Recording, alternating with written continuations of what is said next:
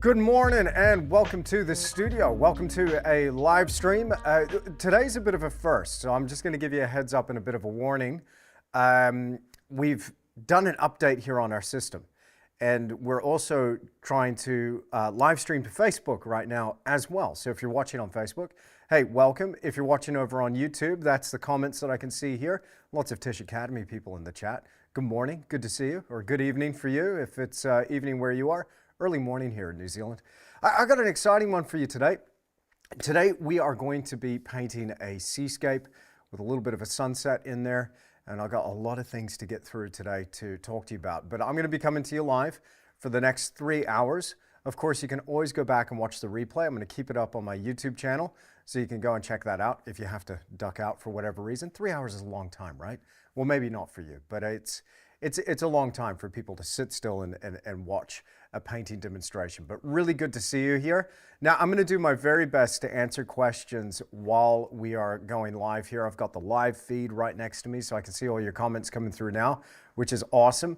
But do me a favor, if you don't mind. I try to get it to as many questions as I can, but whenever I put one of these out on a public live stream, sometimes I miss those questions. All right, so my Tisch Academy folks, they know exactly what to do. So if you could just hit me up with 3 capital Qs, QQQ for question, or you tag me in the post.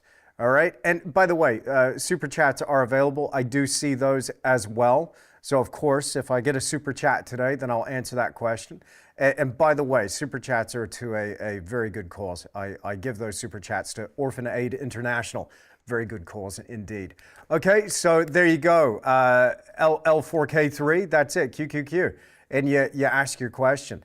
And there's Shauna, my OG in the house. Good to see you. And Lori, I saw earlier. And there's Marley's in the house. Good morning to Ian. Box of fluffy ducks, mate. How you doing?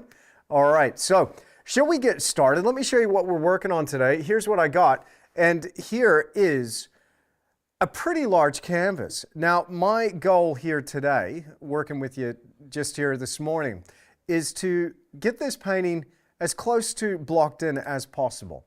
Now, it measures around 24, 30 inches, somewhere around there, by about 30, no, I think that's about 30 inches. That's got to be about 24 by 30. I think that's what we're working with. So a little bit slightly squat, nearly square, not quite. And here's the thing, when we're doing this, before we do any painting on the big canvas, what do we got to have? We got to have a little plan, right? So here's my plan. Here's my color study. Now, Nick, do I have the photos uploaded in my photo button? Yes, you do. I do. So if I show you what we're going to do in terms of reference, here, if I click this button, there we go. Now, let me tell you a little bit of what we're doing over on Tisch Academy at the moment. So we're working a lot on some of these live streams. I go live at the moment twice a week over on Tisch Academy, and we have an epic good time over there. There we go. And what we're working on at the moment is sunsets and sunrises and a lot of cloudscape type stuff during some of those live streams. Now, what I have here is a sunset that I found in my files. I can't remember where the heck I was when I photographed that thing. I think it might be country Victoria somewhere, given by the landscape. Not too sure. But I can tell you that the seascape over on the right is the west coast of the South Island of New Zealand. Now, the lighting, you might agree with me here, in that seascape over on the right is somewhat lacking. What if we combined that sunset with that seascape? Can we do that? Well, we absolutely can. And that's exactly what I did here. So this is my little plan. There's my design. I'll hold it a little bit closer to you so you can see. There you go. It's just a little color study. But after a couple of hours, I can tell whether this is going to be a painting that's going to work or not. I can play with the composition. I can play with the arrangement of rocks. I can shift some things. And I'm just on a massive sunset trend at the moment. I'm just loving sunsets right now. So if that's you, then this is your live stream. All right. Warm greetings from Baja, California. Good to see you. How are you?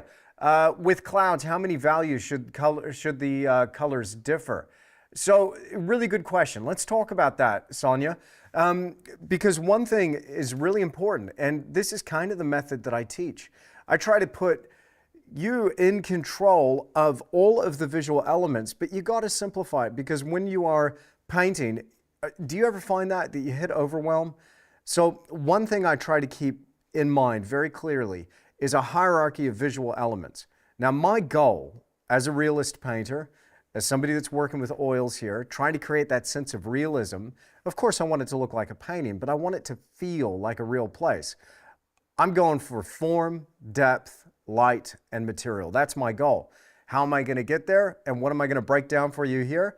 Well, we need to start off with our line and shape, our drawing, right? So that's what we're going to do here with our Shiraz pointed round.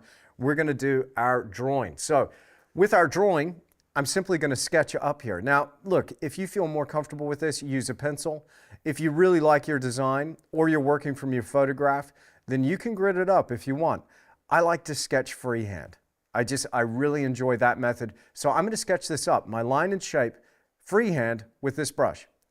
But then what's going to happen is we're going to start to think about our value. Now, of course, I'm going to be blocking in colors, but I'm thinking about value predominantly in that stage, in the block-in stage. What's my darkest dark? Where's my lightest light? And what are all those value steps between the dark and the light so I can create that sense of light in the scene? That's essential.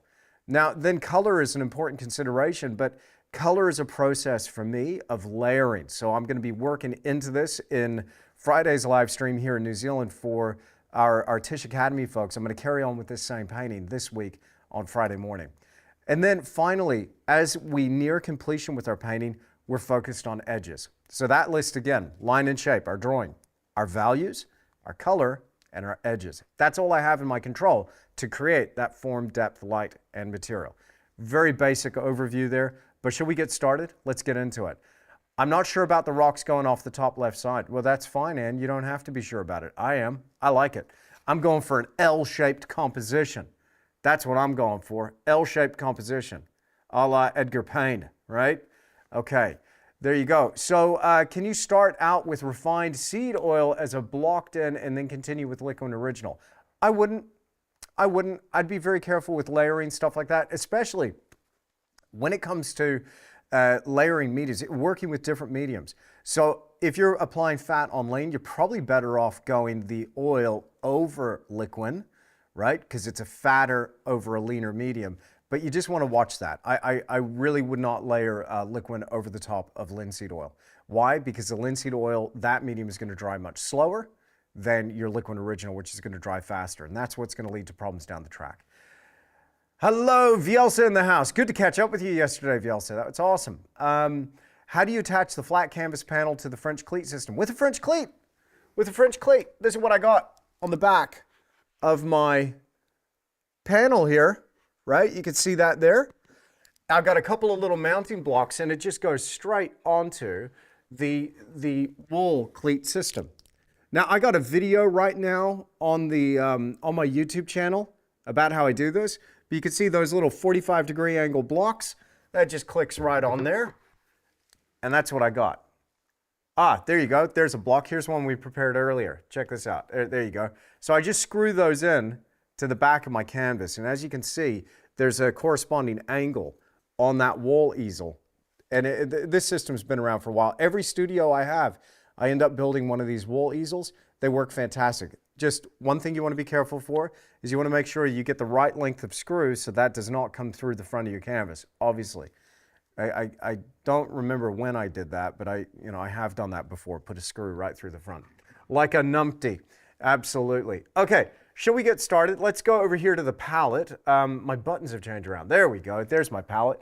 Let me talk to you about the colors that I'm using, and here we go. Like Angela was asking about, I'm using Liquid Original. I've also got a little bit of Liquid Impasto down here on the palette. So this is made by Winsor & Newton. It's good gear. I've actually used this over my whole career. There's a lot of artists that don't like it, but I think it's great. You just want to watch how much of it you use. I use no more than 1 part medium to 3 parts paint. That's 1 part medium to 3 parts paint. Yes, you can, Anna. You can glaze with liquid. However, to glaze, you want to be using transparent colors and not rely on copious amounts of medium to create that transparency. I demonstrate how to do this in several of the videos on the Academy. Okay, so here we've got, and by the way, there should be a top link in the description down below if you want to check out Tisch Academy, where I break this down in much more detail. Here we go. We've got Burnt Umber Deep. Now, I'm using all Blue Ridge handmade oil colors. And so these guys, Eric Silver over in North Carolina makes beautiful oil paint. And this is all I'm using these days. But we've got Burnt Umber Deep, we've got transparent red oxide, transparent yellow oxide. What's important here, though, is the chromatic order. You'll see that there. You notice how it goes from yellow through to orange, through to red, all the way through to the blues. Finally, we get to the green. That's important. I think clear organization behind the way you lay out your colors, it leads to better color mixing. I guarantee it. Now we've got titanium white and Cremnitz white, a whole bunch of that. I'm going to be using a lot of both of those whites. Titanium's opaque, Cremnitz, being lead-based, is transparent.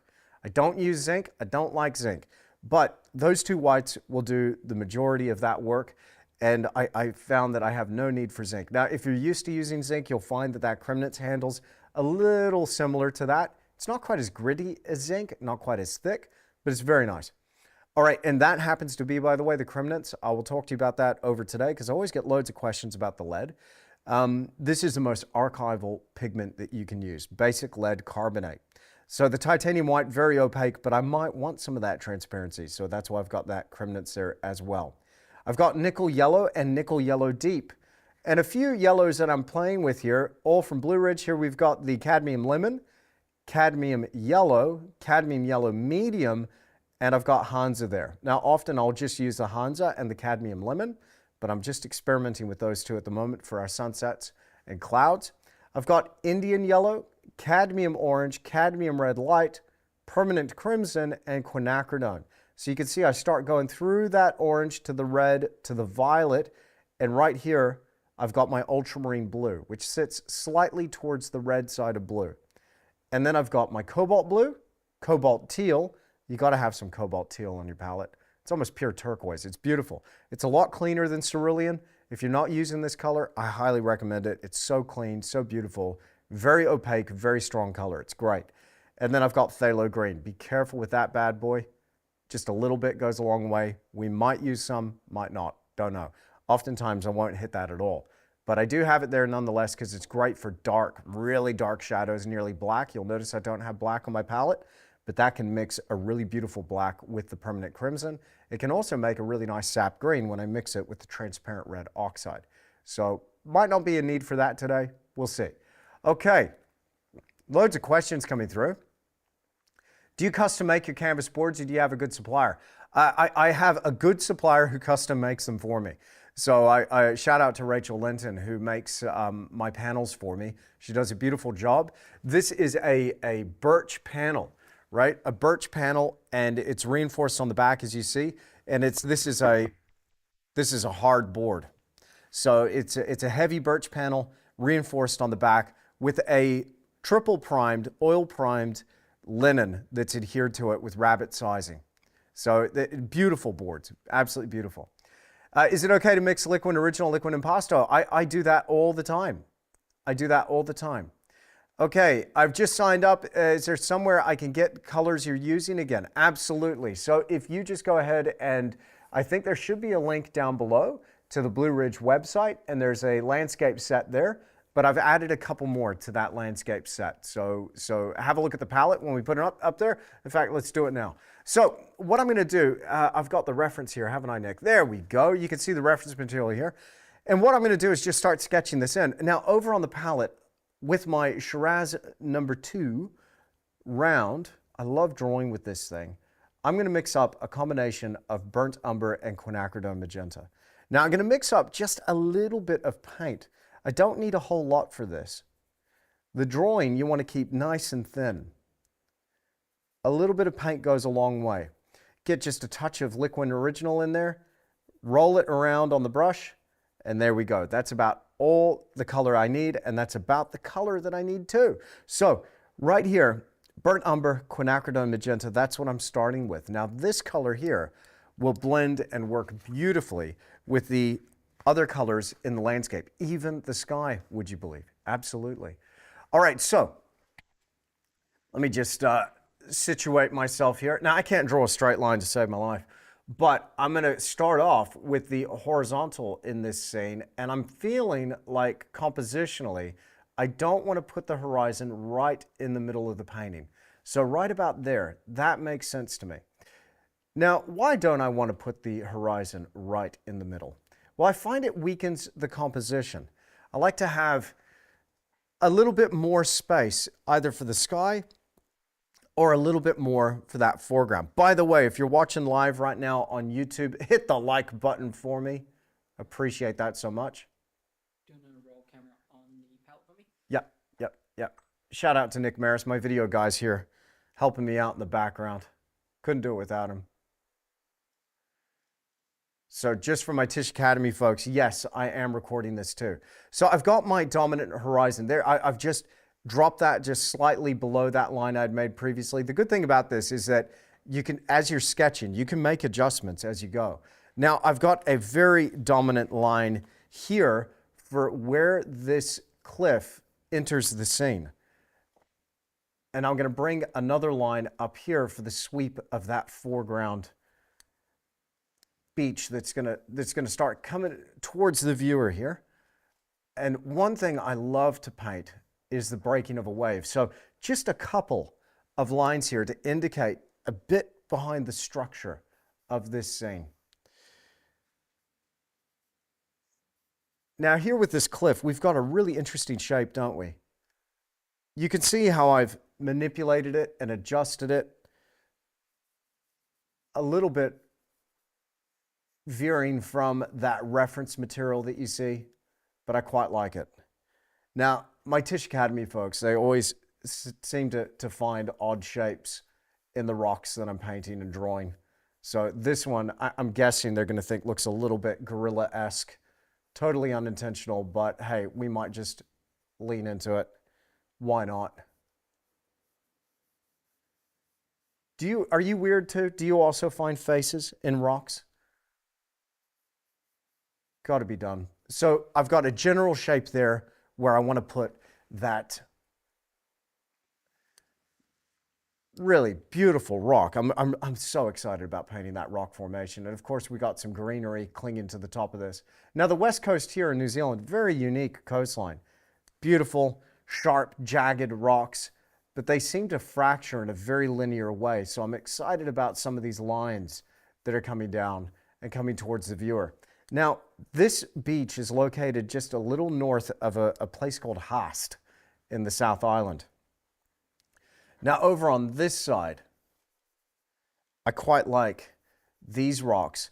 It almost gives the viewer a sense that there's something to stand on or clamber over on their way towards this secret little cove that they've stumbled across.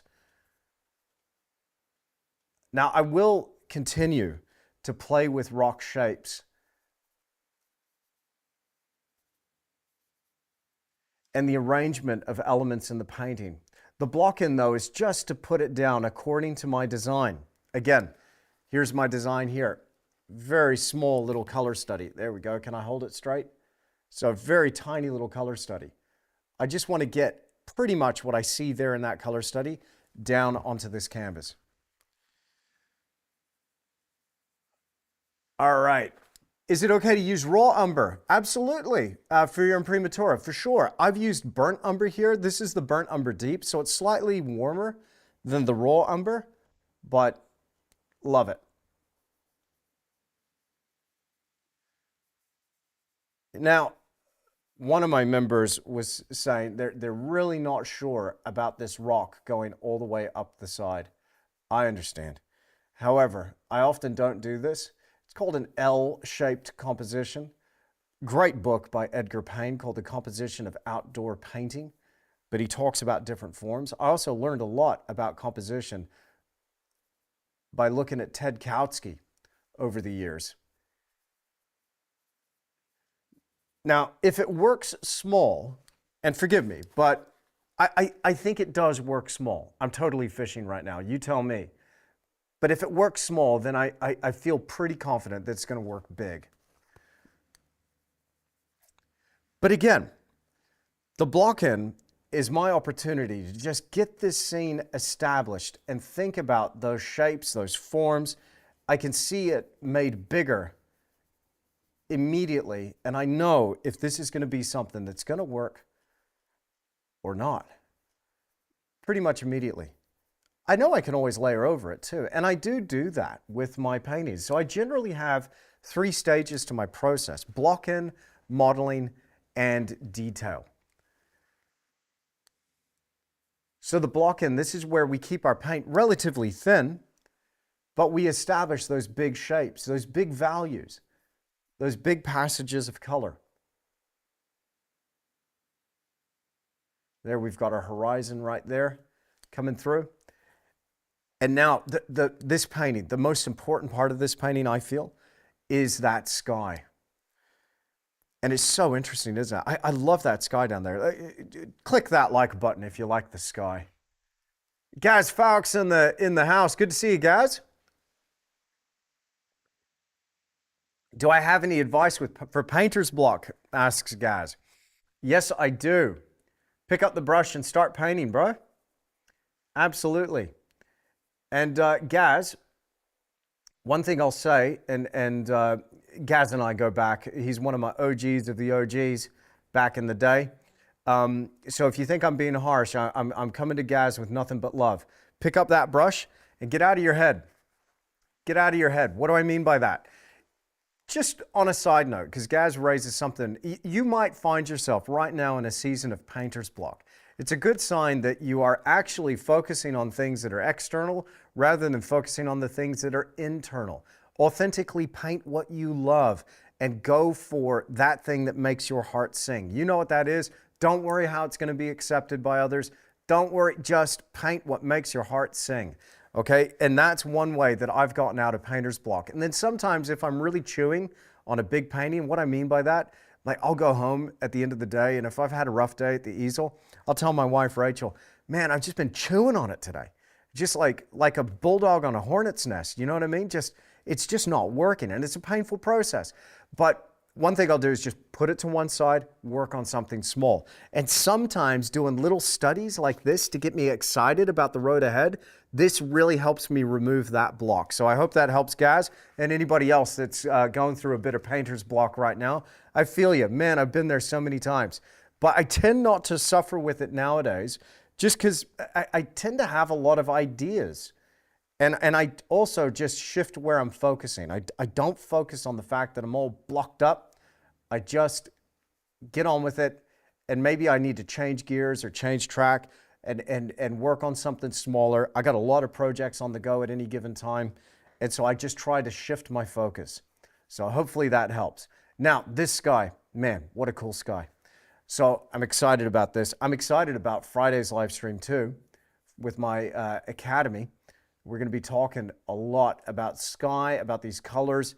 We've got a little bit more complexity, don't we, folks, than we had in those previous live streams. Just a little bit more. But there is one thing that I like to do with the sky. I like to use my sky compositionally to redirect that viewer. So one thing I'm thinking about, and I've got it here in my design, is these lines that are formed by the clouds that are very high altitude, catching a little bit of that light. And I want to have some way of redirecting the eye back into that peak. I imagine that we'll be kicked along the top of that wave up into this cliff, and we might have a little bit of deeper tone right here against some of these clouds. And I'm just feeling for those lines of force called vectors that lead our eye in.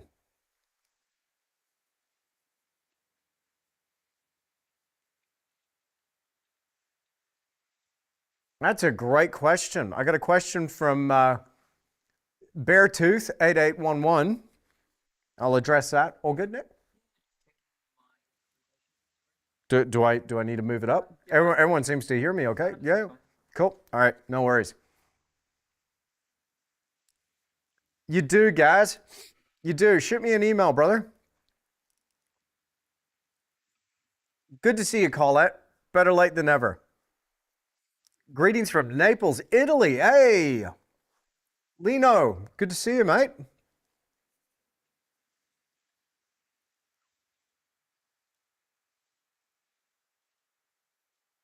So I got a great question about, do you have to have much of a network to build a business with painting? It helps, but I've moved to Wanaka recently, a little under a year ago, and I was virtually unknown here.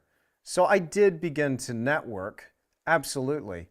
And I did begin to put myself out there in terms of marketing myself through print media, through contacting the local news, to get a little write-up in the local paper, to advertising on the local Facebook page, to putting posts out here and there. And so far, so good. It's worked. But, you know, I started where everybody starts, which is at zero. So you just want to make sure that you are open and available and you're sharing your work with as many people as you can. Now, I've got a particular philosophy, which is having the digital and the physical and embracing both. You don't often hear people talking about that though, do you? It's either one or the other, right? It's either you're showing in galleries and you're doing everything in the physical world, or you're hiding behind the computer and doing everything in the digital world, posting to Instagram and Facebook and wondering why you haven't blown up yet or you're not viral. Look, I've had very few viral moments in my time, but the thing is that you want to be doing both, and your digital self is there to support your physical self in those efforts, and vice versa. So it takes both. So I would recommend, in brief, make sure you got a solid website. Make sure that you've got social media like Facebook and Instagram is great for artists, and that is feeding back to your website. Make sure your website fulfills one basic function: to collect somebody's email address that might be interested in your work. Then get out there and network with people in the physical world so that they can then find you online. You want to be showing your work. It doesn't have to be galleries. It could be restaurants and cafes. It could be waiting rooms at a local medical center. It could be anywhere. You can hire buildings and have your own exhibition. You can team up with some artist friends and do a little bit of an event or a gallery pop-up. There are so many options available to us now as artists in the physical world. It doesn't have to be a gallery. It could be. Galleries can work great, but it doesn't have to be. Over the last decade or so, I've built my business pretty much independent of the gallery model. And now I have my own gallery here in Wanaka, and it made more sense for me to open my own place rather than have to work with another gallery. But there are some galleries out there that do a fantastic job, and some that maybe not so much. So you want to shop around and make sure they're a good fit for your artwork, and they're going to represent you the way you really want to be represented if you're going for that model. But there's a lot more that we talk about over on the Creator Activator course, which is available on Tisch Academy. And I do put out a few videos here and there on that subject on my YouTube channel, so check that out. But great question there, Mr. Beartooth. Great question. All right. I've sold several paintings to fellow line dancers just to show my Instagram, mainly. Yeah, there you go. So, Laura, you're out there interfacing and mingling and networking with people in the physical, real world. And then you've got that social media there to immediately say, oh, I'm a painter. You pull up your Instagram and boom, sales. So you never know where it's going to happen. You never know. I remember getting a guy really interested in my work when I went out to dinner one night, and he was sitting at the table next to me. He didn't even know, but he overheard our conversation. We were talking about art. And then he's like, "Excuse me, are you an artist?" I'm like, "Yes." And he said, "Oh, I'm interested in looking at paintings. Can I see some of your work?" Pulled out my phone, showed him my social media. And right then and there, he was really interested in this one painting that you might remember. It was a painting of an egret. So I got his email then and there.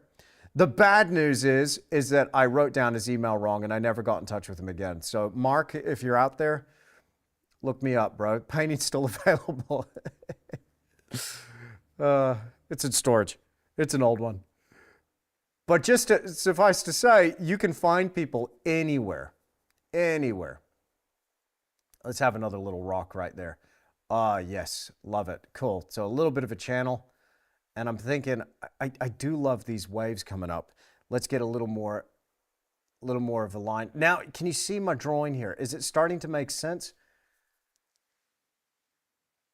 I love this breaking wave. Now, the painting's not necessarily about the breaking wave, though it's going to have that beautiful roll of the surf just coming into this nice little pebble beach here.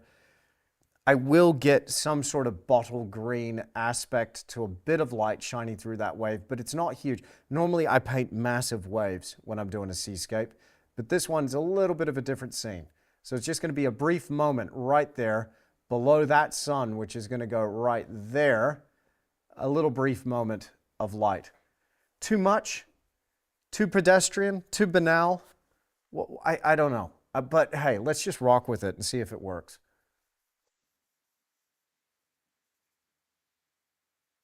You got to be you, right? I'm not worried about the art establishment picking up my work and going, "Wow, this is fantastic." I don't care. Only thing I'm interested in is painting what I love to paint and what is an authentic expression for me. And I think that's the main thing if we're trying to get around artist block or build a business. We got to be us. You got to be you. And don't worry, if you're into weird stuff, guaranteed the world's a big enough place now and we're all connected now that somebody else is going to totally vibe with your weirdness. You're not too weird to vibe with your very own tribe. So just put yourself out there. Fearlessly, shamelessly, put yourself out there. Okay, I got some lines. I can see where this painting needs to go. Now what I want to do is think about value. Now there's a couple of places that I could start. When I look at this as a drawing overall, let's go, where are we? Art wide, there we go.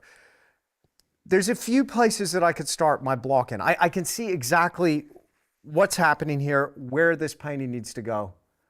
I could see all of my zones. What I did in my drawing is I identified clearly zones throughout the painting. So I've got this as a zone, this rock that's out here in the midground. I got this foreground cliff here, that's a zone. My sea is a zone, my beach is a zone, the sky is a zone. There's even zones within the zone. But where do we start with this block in? Now, this is where we got to be a little bit strategic. And here, when I look at this, I'm thinking, okay, what's important? The sky's really important, and I want that to feel really bright. But so I don't get bogged down in obsessing over value here, I need something to compare that bright to. So my thinking is, I'm going to start off with the rocks, establish those darker shapes. Something is happening to the value as I look at these rocks. I can see it clearly in my reference. I can also see it here in my little color study. The rocks in the midground are distinctly lighter than those rocks in the foreground. So I'm thinking about getting those blocked in first. So I've got something to compare that sky to. Oftentimes I'll start with the sky and start working my way forward, but more and more I'm honing in on those values. Maybe this is a result of painting plein air so much, which is something I do a lot. Bob in Utah, where are the reference photos today? So the reference photos are right here on the screen. I will make these available to my Tisch Academy folks and be uploading those to the feed if you're over on Tisch Academy, Bob. All right, so that's what we got. And got questions coming in thick and fast. Here we go. Is there a limit to how many layers an oil painting should have? You could keep layering, theoretically, out the wazoo, so long as you've got good adhesion between your layers. That's the thing. You want to have good adhesion. Now, if I'm using 1 part medium to 3 parts paint, then that's a pretty good base to work on, and then I can keep layering. Direction of the sun, I think I missed it. The sun is actually going to be here in the painting, or at least the effect of the sun. In my reference material, you see that sun is hidden behind some clouds. So this will glow, hopefully a white and then into yellows and oranges and then reds.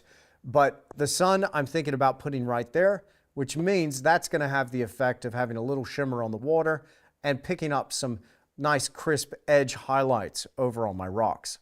But I'm happy with the drawing so far. I think it's working. I think it reflects pretty much what I've got here in my color study. Let's go ahead and let's block this thing in. So starting off with those mid-ground rocks, I'm going to get a bit of liquid on my brush and pick up some Cremnitz white. Now the Cremnitz white, as I mentioned, basic lead carbonate, beautiful color to use. I'm going to go about 50-50 with titanium white and start there. Now my Tisch Academy folks know exactly what 2 colors I'm going to use next. I'm going to be working into the edge of that pile that I've used for my drawing, but I'm going to add to this some ultramarine blue and a touch of burnt umber deep. Now the umber and the ultramarine go together, they neutralize one another, and we can make a neutral gray with those 2 colors.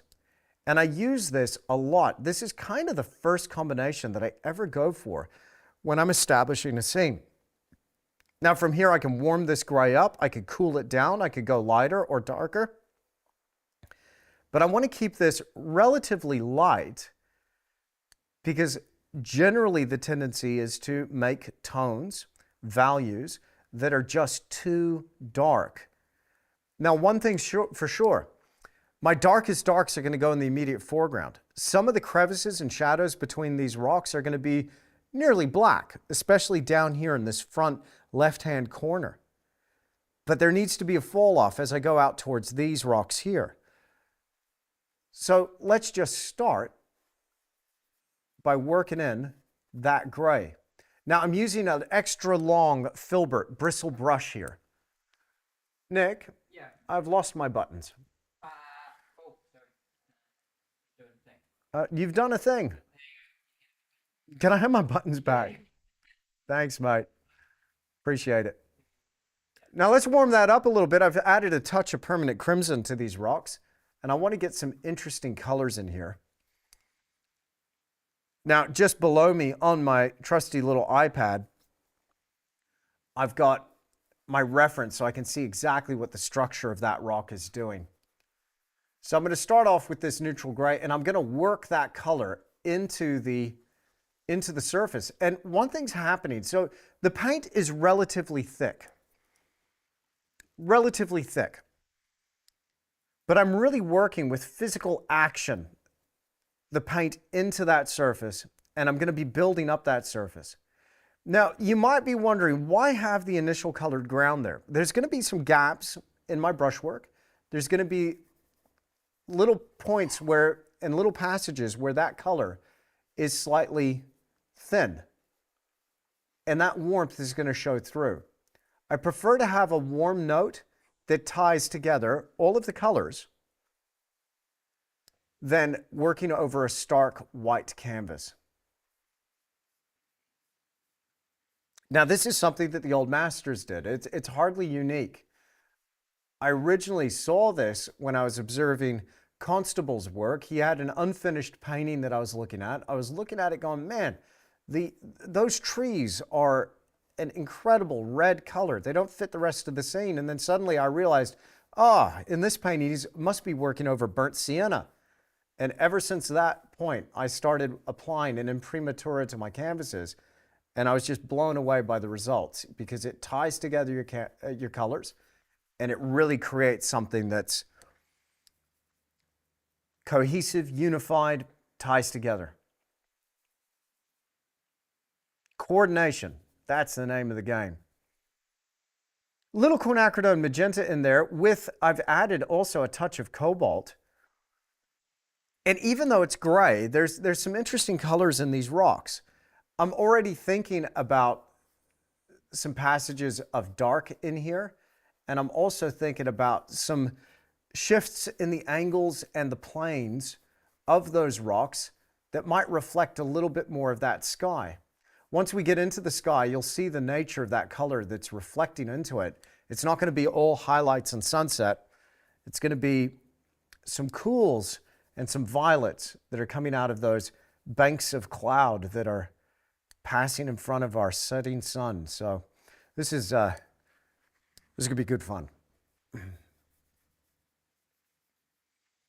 Thank you so much for joining me on the live stream, by the way. If you haven't done so already, help me with that blasted algorithm by just clicking the like button for me, if you don't mind. I really appreciate it. It helps these live streams get out to more people. This is going to be a free lesson here on YouTube. I'm going to be with you for the next 3 hours. I will have to take a couple of breaks over the course of our time together, but that's all right. It gives us time to refresh our cup of coffee.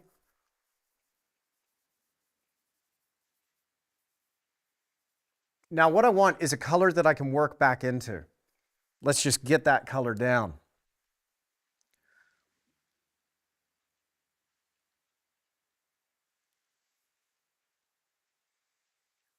I'm going to lift the tone here, so a little more value. Now, one of the benefits of the Kremnitz white is that it has a delicate way that you can, because of its transparency, you delicately raise your value. It's not quite as harsh as titanium white. The minute I hit that titanium white, it does tend to go a little chalky. So you got to control that titanium. But the Kremnitz is a little bit more of a lighter touch. It also helps build up the body of the paint. And I like to use paint when I'm painting. I don't know about you, but painters got to paint, so use some friggin' paint, dude.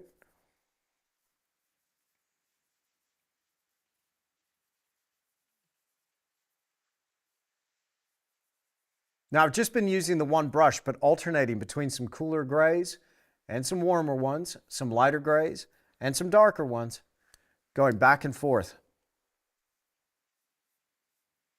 I've got a little area here that I'm going to be adding some darker value into. And then we can fragment up some of those rocks there.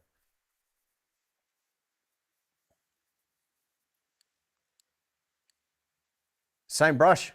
Let's go straight for that darker value. Bit of ultramarine blue, bit of burnt umber.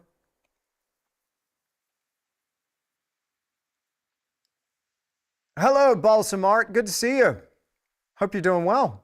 Haven't seen you in a while. So what material is the canvas made of? So I'm working on an oil-primed linen. The linen that I use is made by Bell Arty. Not a sponsor, but love their linen. The code for this linen is a 40 OP, oil-primed. If it's a stretched canvas, I'll use the UP, the 91 UP for universal primed.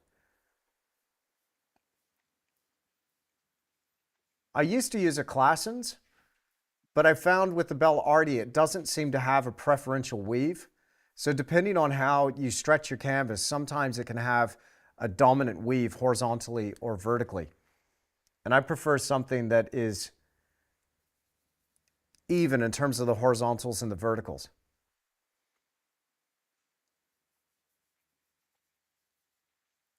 Now this one is a very fine weave. Often I'll reserve the fine weave for small work. Now what I'm looking for here in my block end is just something I can work back into. So as long as I can have that base, I then can manipulate this base, add little accents of highlight, adjust my shadows, adjust my values, but I just want something at the moment nice and neutral that will hold space. By hold space, I just want it to occupy that real estate here on the canvas, provide me with a sense of value. I've got something now to register against, to compare to contrast with.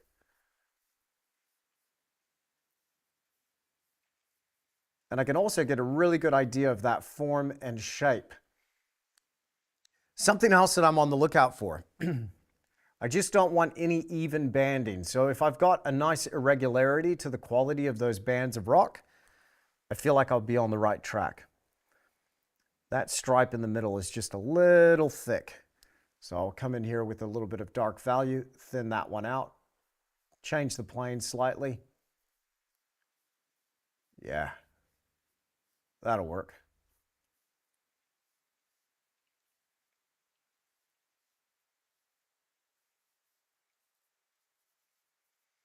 Okay, now I've got something on the scene. I got something here. Where's my white? There we go.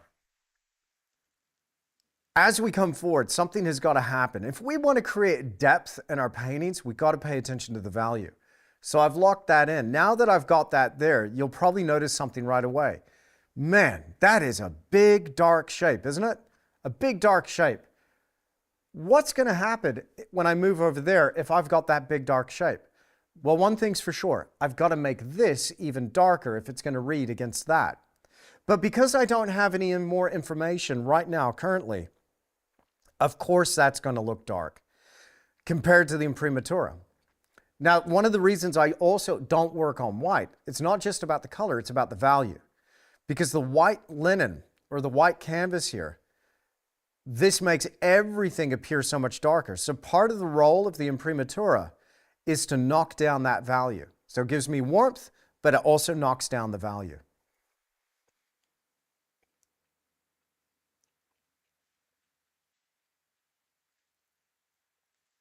All right. How do you mix, do you mean sand color there, Angel? What is the darkness, darkest dark you mix? Well, you're about to see. Is it okay to mix umber and ivory to achieve some kind of deep black? Yes, you can. I tend not to use ivory black, though. I tend not to. You can, but you'll find that with these combinations, you just won't need it.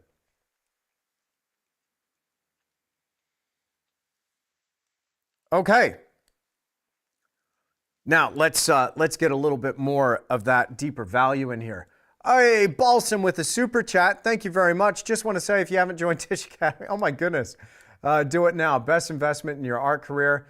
Andrew's the best teacher. Thank you, Balsam. Appreciate that so much. You didn't have to do that. That's wonderful. Really appreciate that super chat. By the way, my super chats, I'm donating to Orphan Aid International. I hope that's all right with you, but I just really am inspired by what they're doing and really appreciate that too. Their headquarters are actually here in New Zealand, would you believe? That's really good bunch of people.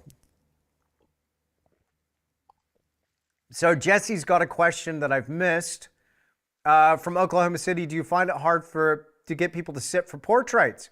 Most start out okay, but then they discover they don't have patience. Sorry for the off topic. That's all right, Jesse. I just painted a portrait from life of a dear friend of mine and one of our fellow Academy members. And I'll admit, she might be here in the room, but I'll admit she was a bit of a wriggle worm. So it can be a challenge. But I do like to work from life because it can give you a really great sense of that form and color, a lot of stuff that doesn't come through in the photograph, even with digital technology and our phones and how good cameras can be these days, it's still a little bit of a struggle to work from reference alone. You know, when it comes to landscape painting, I try to get outside and paint plein air as often as I can. And that always does such an amazing job at informing our process. You can really get a sense of what light and color is doing when you're working from life. All right, now let's get even more darker, deeper tone over here on this side. I'm using predominantly burnt umber and ultramarine blue. I'm just going to start to really brush in this deep umber, ultramarine combination, working it into the surface.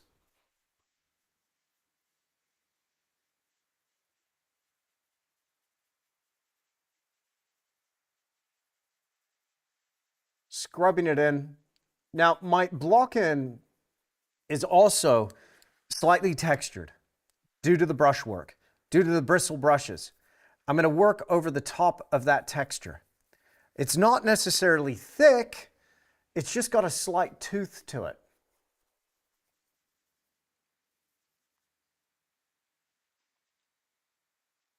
Did the plein air with Joe help your values when coming forward? Absolutely.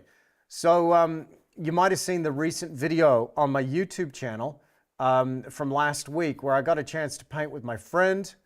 I call him my mentor. I don't know if you'd like that, but he really has been just such a dear friend over the years and has really helped me artistically, you know, and personally. We've talked a lot over the years. Finally got a chance to meet him in person and paint with him in person. We'd been friends online for many years. Mr. Joe Paquette. Amazing human being. Incredible painter. In my opinion, one of the best plein air painters working today, if not the best. In my opinion, I just think he's wonderful. I love his approach.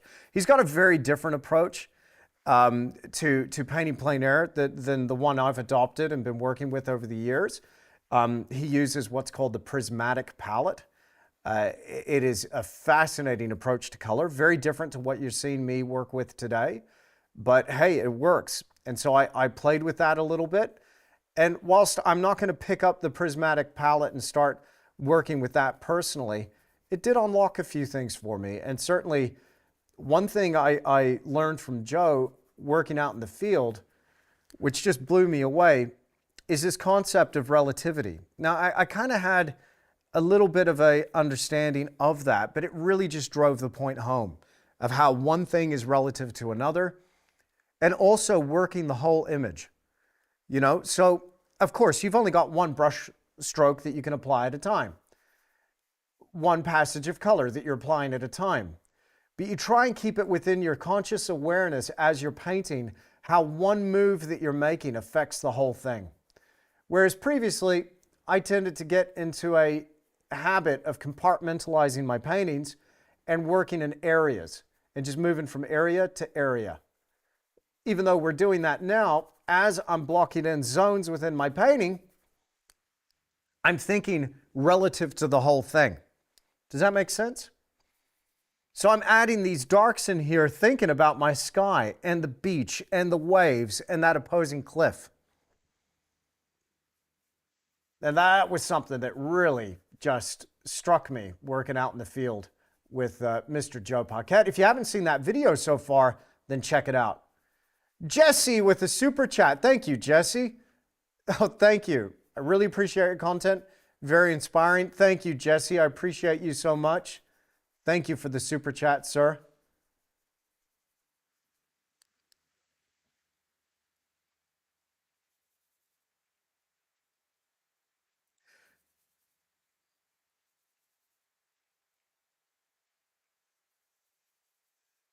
Now, one thing that I love about this reference, I'm getting an indication, even though it's a cool silver light, as you can see in that reference over on the right-hand side, I'm getting an indication of some warmth coming through those rocks. I've added just a touch of transparent red oxide.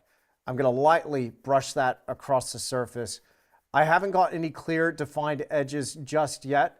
The main goal right now is to get the color down and hold space.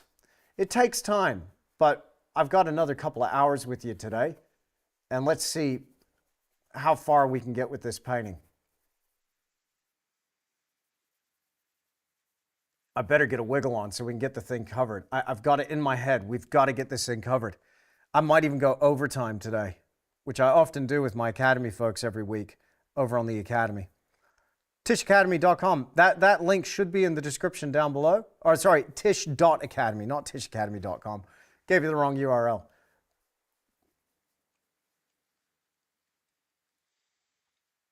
How can you chew gum, paint, and talk at the same time? Humdinger, I don't know. I've got many talents. Chewing gum and talking and painting is the same. I can do it all at once. Now, the chewing of the gum really does seem to bother some people. I get it. Maybe it's not professional, but hey, it helps me concentrate. I gotta have some habit, don't I? Well, I guess chewing gum is just for me.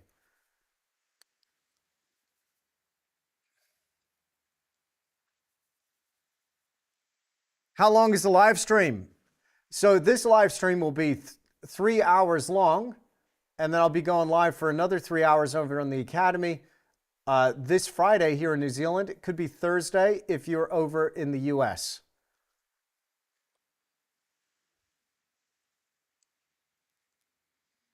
Okay, so for Criposoft, I hope I am pronouncing that right. I've seen other painters on YouTube advocate for the use of AI when doing compositions and references. What are your thoughts on that? Well, I have put out a few, very public YouTube videos on my thoughts on AI and as it relates to art and creativity. And so you can go back and check those out. But in short, it's not that I don't like AI. I loathe it. I can't stand it. Now, if you're using AI in your paintings, please do not feel for a moment that I am judging you. It's okay. You got to do what you feel is right.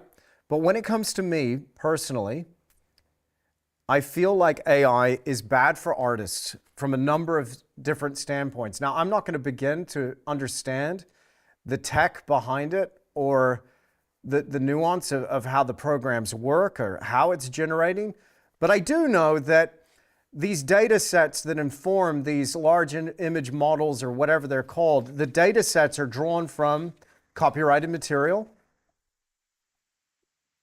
Some of that was revealed to me in my podcast, conversations with artists like Greg Rutkowski, who's a really talented guy over in Poland, who does a lot of artwork for Magic the Gathering.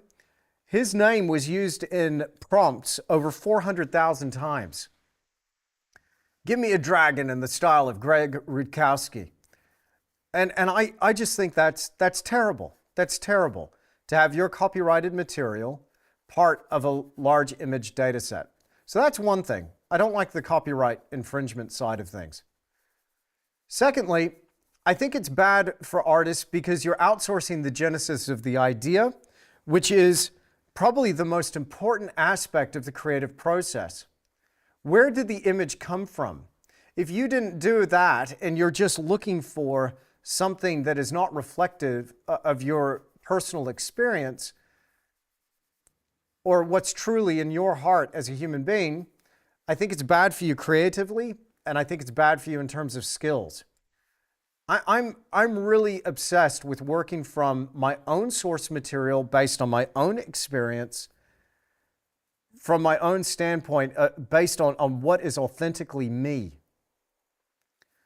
I'm very much in this. Even though I'm using some photographs and a color study, you might be going, well, what's the difference between that and AI? I was there. I photographed that. I experienced that. So the art is a reflection of that. I also, just from a social standpoint, don't like the idea that AI is replacing creative people. I thought it was the case that AI was supposed to help us with all the jobs we didn't want to do. But it seems to be taking the most fun jobs, especially from artists. And so personally, I'm making a stand, and I really would like to just advocate for the human being that is creating. Now, look, I also, when I look at the landscape, when I look at nature, I see God's fingerprints all over it. And as a human being made in the image of my Creator, and this is just my personal standpoint, if you're on that wavelength, great. If you're not, don't worry about it. I'm not here to Bible bash you. But that's something that's deeply personal for me, that I feel when I'm painting a picture is that I'm celebrating creation. And I love that. I love trying to just celebrate and appreciate what God has made. So, how can I do that with a AI-generated image? It doesn't seem to translate or relate. So I'd encourage you, if you're using AI, Step away from it for the next 3 or 4 paintings. Struggle with the painting. Struggle with your source material. Out of that struggle, something beautiful can be born. I don't think it's a shortcut. I think it will have long-term lasting consequences that will actually erode your skill acquisition over time. So that's my, but before I go on too much of a rant, too late, but I'll leave it there. But check out my videos that I've put out on my YouTube channel on AI. And just as in terms of other artists using it and advocating for it, great, let them do it. That's fine. You do you. Over there, fella, with your AI-generated prompted images, you do you. Enjoy it. No judgment. But I don't like it, and I don't agree with it. But that's the thing with art. We all have different opinions, different views, and different methods. So there you go. I'll drop that one. All right. I've already talked about that. Go back and watch the first part of this live stream, Ganesh Bhatt. Okay?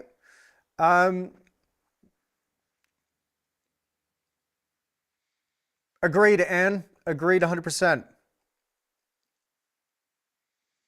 All right. I love that, Dorinda, Cassidy. I love that.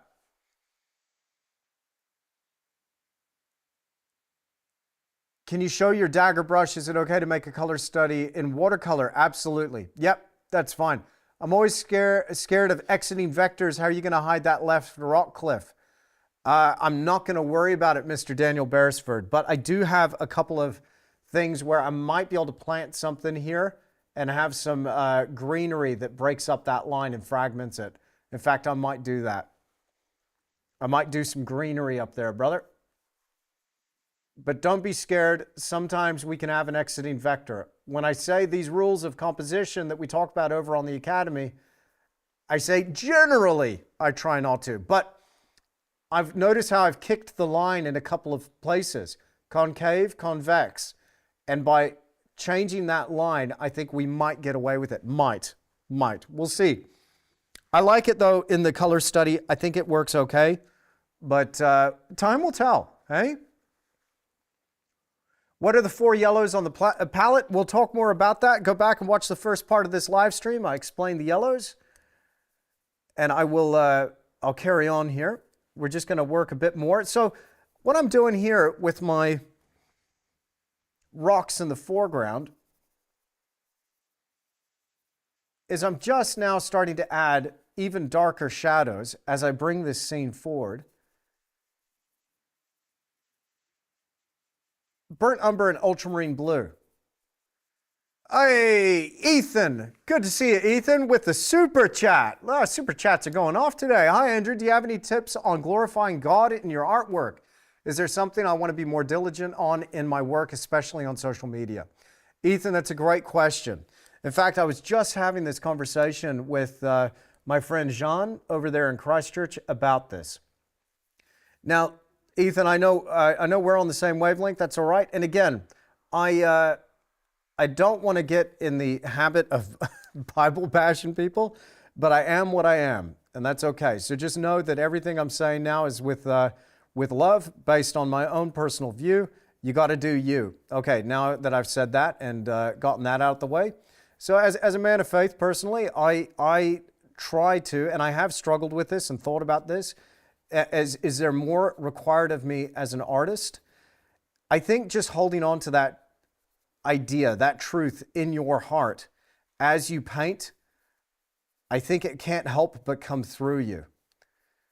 So I think subject matter can have something to do with it, but I try to just follow honestly and authentically the call that was placed within me. That's it. That's it. It will have an effect on some, and others it won't. But as an artist, if you're authentically operating within your calling, that can't help but get out. It'll come through. It'll come through. So stay in the zone, Ethan. Stay in the zone and capture the light. I might need a little more context, Mikey. Image in the style of some famous artists isn't copying or copyright infringement. I don't think mimicking a style is necessarily copyright infringement. Not at all. I think you can be inspired, particularly while you're learning, but I tend not to focus on styles. I tend to just try and be as authentic to the image as I can be and just focus on, hey, how can I paint some really good rocks and a cool looking sunset to the point where it looks real? And I want style to get out the way. Now, don't get me wrong, I'm inspired by old masters and the styles of the old masters, but I don't feel that they were operating with that as their primary focus. I don't think Bierstadt was trying to figure out what his style was, nor was Moran, nor was Peter Mork-Monstead. I think their style was a byproduct of them being diligently focused and dialed in and dedicated to their craft. Style is something that happens, it's a byproduct, not a goal. Alicia says style is not copyrightable. Yeah, so I think I agree with that. What's the best and fastest way to improve oil painting? Can I share with you the best and fastest way to improve oil painting? We're going to take a short break and I'll be right back with you. This is the best way to improve your oil painting. Are you ready to improve your art? Do you want to take things to the next level? Well, at Tisch Academy, we'll guide you through the whole process. Now, traditional art school can be really expensive, and you're going to go through all of that time, and at the end of it, are you even going to learn how to paint? You're taking a huge risk, and not to mention, you got to travel there to take those classes. But here at Tisch Academy, you can learn at your own pace, on your own time, and learn those things that actually interest you. With your Tisch Academy membership, you're going to unlock over 350 hours of exclusive video content.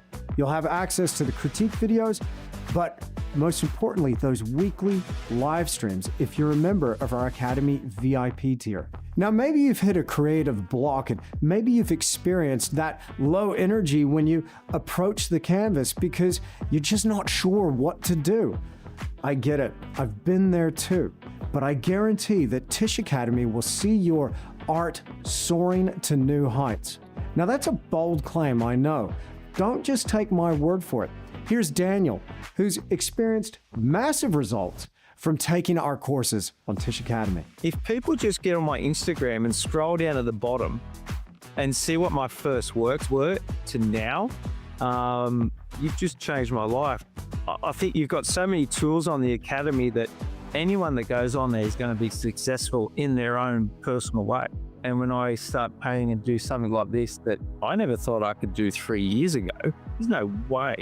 I don't know, it's got more of a meaning to life now, and now I have goals. Now, I'm so inspired by Daniel. He's kicking massive goals. Now, here's Penny, who's experienced similar things from Tisch Academy. I have painted for a long time, actually, but I felt kind of stuck. You know, I kept doing the same things, and I didn't feel like I was progressing. And so when I found Andrew's videos and then later joined the Academy, I learned some concrete things like it was my composition that I'm off. And I learned some steps where I could go, oh, okay, that makes a difference. And in an encouraging community, I would put a piece up, a photo of what I did, and got some really good feedback, encouraging feedback. Now here's Swati, who's learned from our tutorials and has applied that to her own art and is now creating bigger, more ambitious work. Hi, I'm Swati from India. I always wanted to be a painter but couldn't pursue it professionally, and it was more like a hobby. This is how I used to paint before. Then I took Andy's tutorial to learn more about realism and did few of his copies too, and this is one of them. It helped me a lot in understanding the concepts like color mixing and composition. This is where I am now. Thanks a lot, Andrew. You have been a great influence on me. Looking forward for your next tutorial.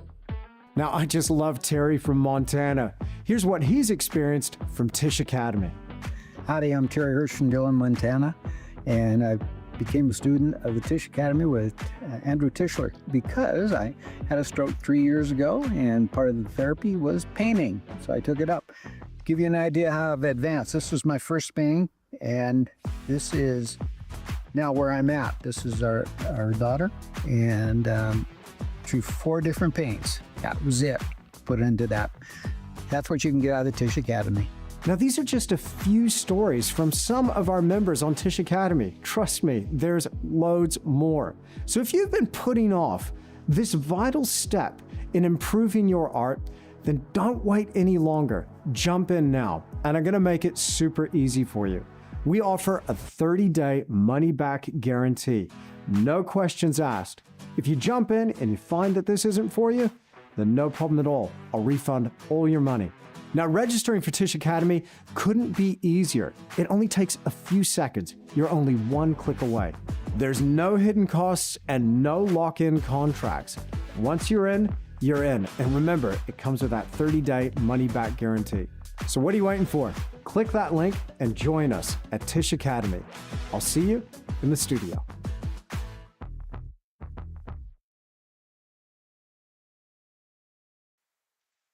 Welcome back. Hey, thanks for that. Just needed to refresh my cup of coffee there. Yeah, look, quick heads up. Somebody was saying, why are there ads?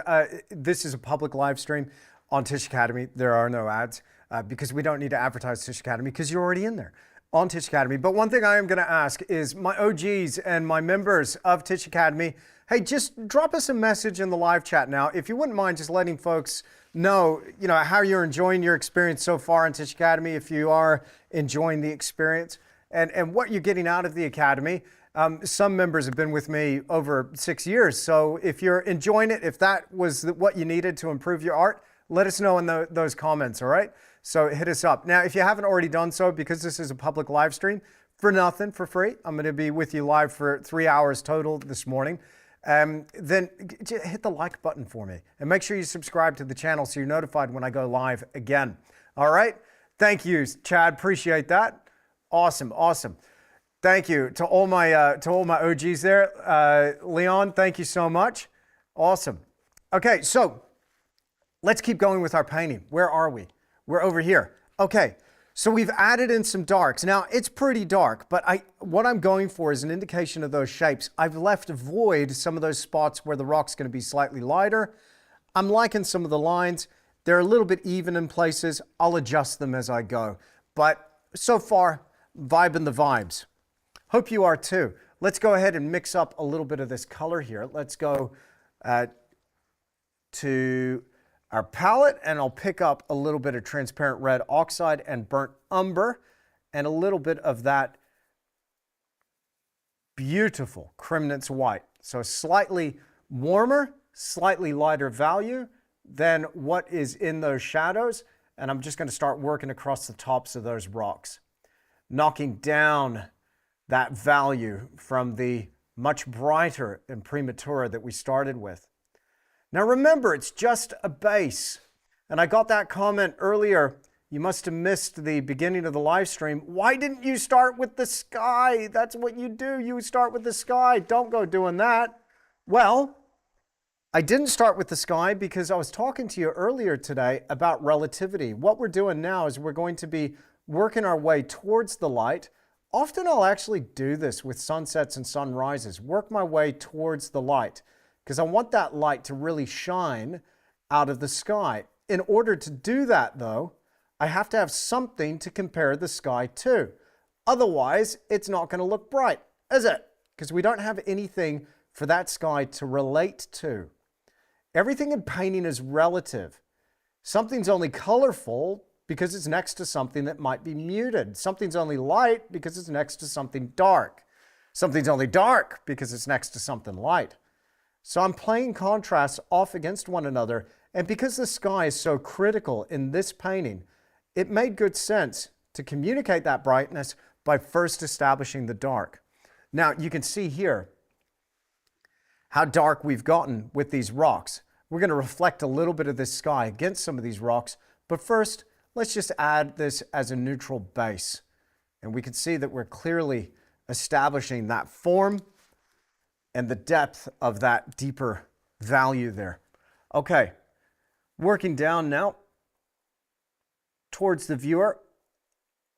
I'm going to go slightly cooler, so a little bit of cobalt in there with my white. Let's establish a few of these rocky highlights here. I say highlights. They're hardly highlights, are they? But again, just that deeper value working across the tops of these rocks, and we'll establish a few highlights floated across the tops of these. Now I'm going to leave you hanging for a second here, because one thing I want to do before getting into that sky is establish the beach. We've got an enormous area of deeper tone.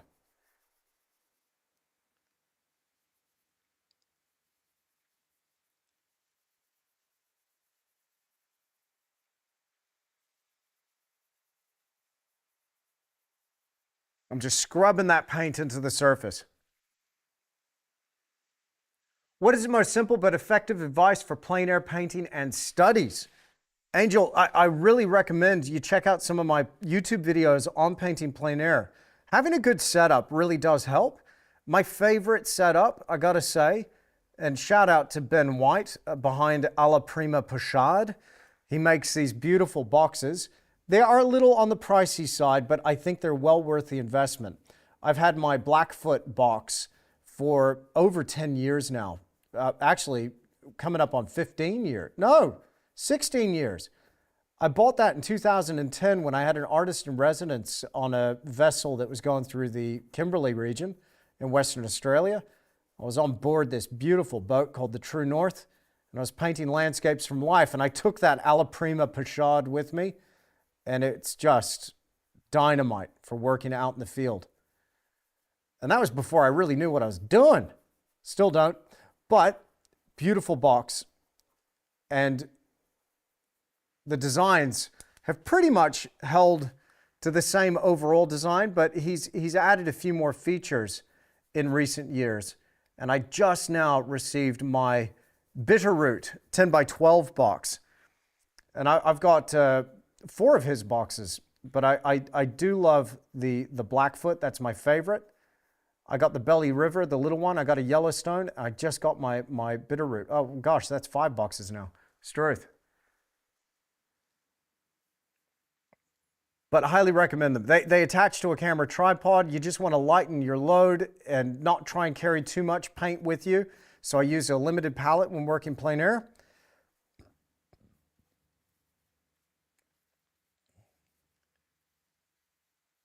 But check out some of my YouTube videos, and that will give you a really good indication as to what I'm using out in the field. Dare I say, we have some rocks. We've got a nice dark cliff. It's holding space. It's relating to that. Yes, it's very dark at the moment. I get that, but we are going to be working back into that wet color. Now, there's a term that I didn't know when I first started. I learned about it when I was talking on the podcast to Mr. Christopher Remmers. Shout out to Christopher. It's called a couch. A couch is a wet area or a wet layer of paint that one can work back into. And we will, not just yet. Turns out a couch is not just something you sit on. It's wet paint. With a bit of titanium white, ultramarine blue, and quinacridone magenta, I'm going to anticipate the violet note of that sky beyond. And this is a pebble beach, so it's not reflective like sand. It's a little bit more matte and a little more dull. If you were to look right down at your feet on this beach, it would look like a series of polished little tiny gemstones. It's the most beautiful thing. Little balls of quartz. They almost look like little agate marbles. And they just get rolled and pummeled by the surf and get rounded out. Just beautiful little gemstones. So that's the nature of the beach, but as such, it doesn't reflect light like wet sand does, so it's a little bit duller. However, right here against the base of that wave, right under our light source, it will glow a little lighter and a little more violet. Once again, I'll mark this in like a bit of a couch. There's going to be a little space here for some water and trailing tendrils drawing back towards the sea. Might be an interesting opportunity for some reflection in the water in a couple of these little streams and rivulets that have opened up just in this foreground section. I'll bring this against the edge of these rocks. More paint. So work quick. Get something we can work back into. A little bit of violet here. So I've got quinacridone magenta and ultramarine blue and white. Oh, that's really violet. I'll work back into that. Let's apply some bigger brush strokes. If it's too violet or too chromatic, I go straight to the umber.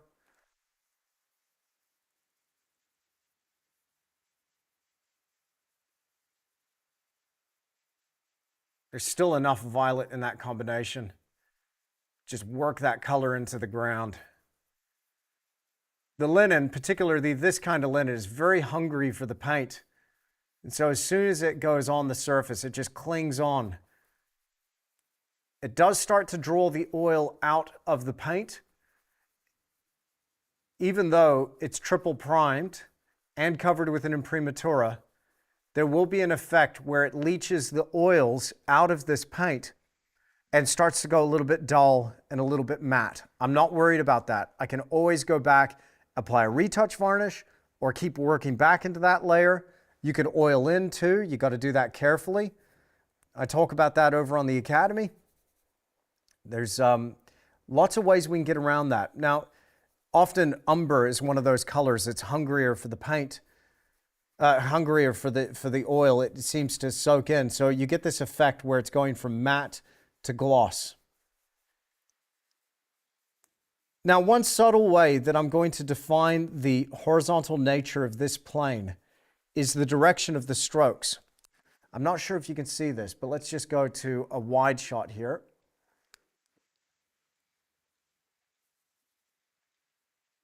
I'm thinking about this. Let's say we had a point on the horizon right about there. I'm thinking about my brush strokes lining up to that point on the horizon. Well, we don't need to streak it or smear it, but just a general trend to the brushwork in that direction will give me the feeling like it's just drawing back. And it will also help lead the viewer, just based on the subtle nature of those lines, lead the viewer into the sea beyond and then up to the light.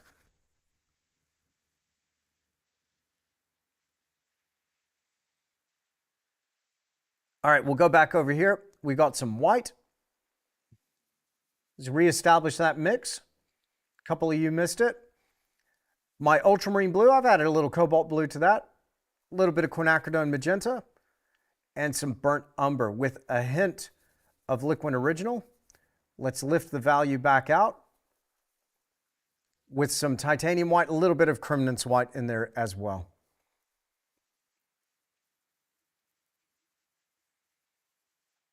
Now, as I look at that reference, you can see the gray nature of that beach, but also take into account, remember that the lighting scenario in this painting is going to be somewhat different than what you see in that image on the right.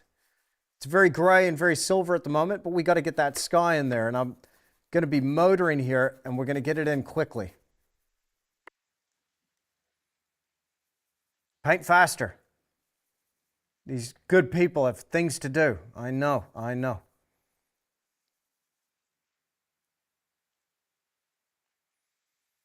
I hope this live stream finds you well. I hope you're in good form over there.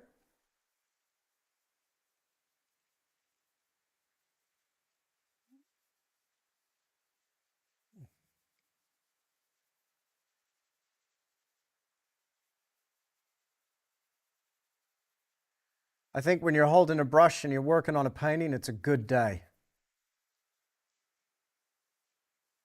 Wouldn't you agree?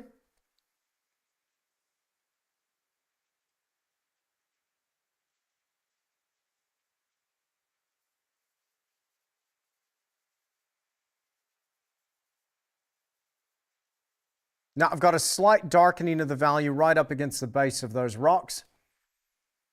Now let's mix up even more color here.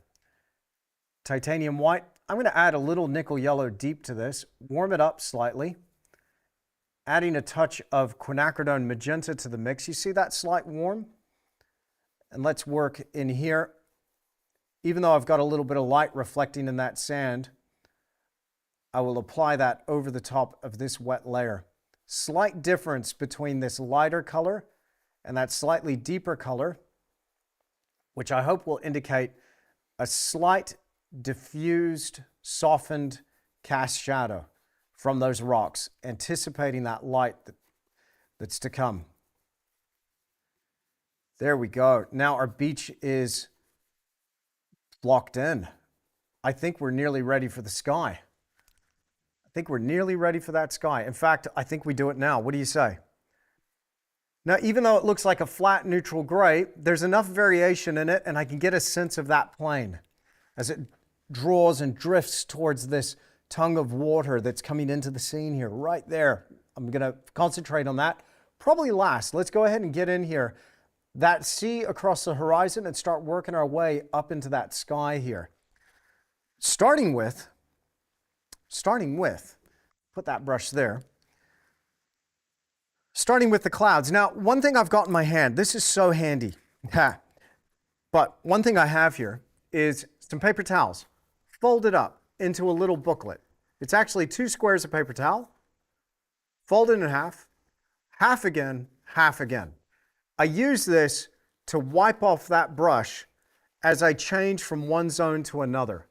Now you can see here how I worked from that zone to the beach. All the colors are relatively similar. It's just I'm varying the amount of white and blue. I'm getting a little less white in here, a little more ultramarine and burnt umber, a little more out here. But now we can see how this area relates to the beach, relates to that cliff. We're starting to build in relativity. Because this is all so dark, guess what? Now our sky can read against this dark. So let's go ahead and mix in here and start off with some titanium white and some Crimnance white, about 50-50. I'm going to go for some ultramarine blue, a little bit of cobalt, and a little bit of quinacridone magenta. Mix that together nicely. I'm going to add a touch of liquid impasto now. Yes, you can use impasto in conjunction with the liquid original, but a bit of medium there. And I'm going for a light lilac type of violet, almost very lavender in a way, but slightly gray. A little more blue, a little more violet, a little more blue. There we go. Roll the paint off the brush. Got plenty of umber in there, so it's neutralizing, but that's okay. I don't want a chroma that's too strong. So I keep going between the ultramarine and the magenta. There we have it. That, believe it or not, is going to be the base of these clouds up here. And I've got a couple of dark shapes in these clouds way out here in the distance. And I'm imagining these heavy, as you can see there in the reference, almost cumulus clouds close down towards the horizon that are going to really nicely be contrasted against the light source, but light enough that we'll get contrast against that cliff. However, we could go lighter still. Let's do it. Add a little more white to that.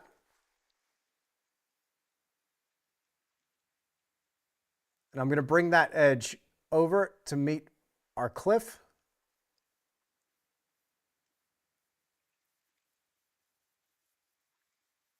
And work that into the mass. Now, at the base of these clouds,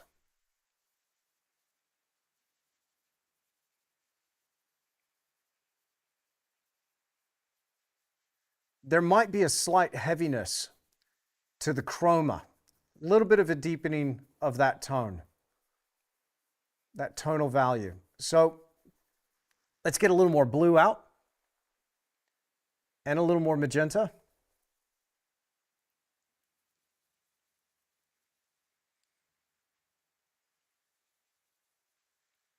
And just along the base of these clouds, let's add just a touch more dark, work that up into the cloud bank. I don't want this to all be one solid color. We want to have some fractured, fragmented mark making going on.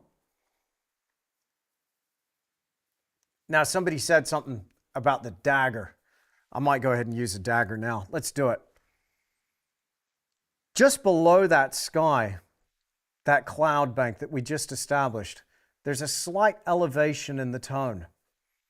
There's a slight shift in the chroma. I'm going to get into my cobalt teal, and we're going to lighten up this gray and drop a slightly lighter bluish gray. There's still enough violet coming through, but we'll drop that underneath that cloud. And we're looking at the underside of those clouds passing back way out into the distance towards that horizon line.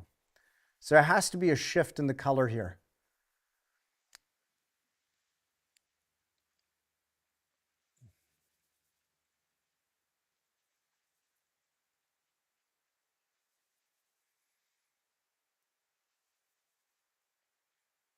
Let's add a little more magenta to it.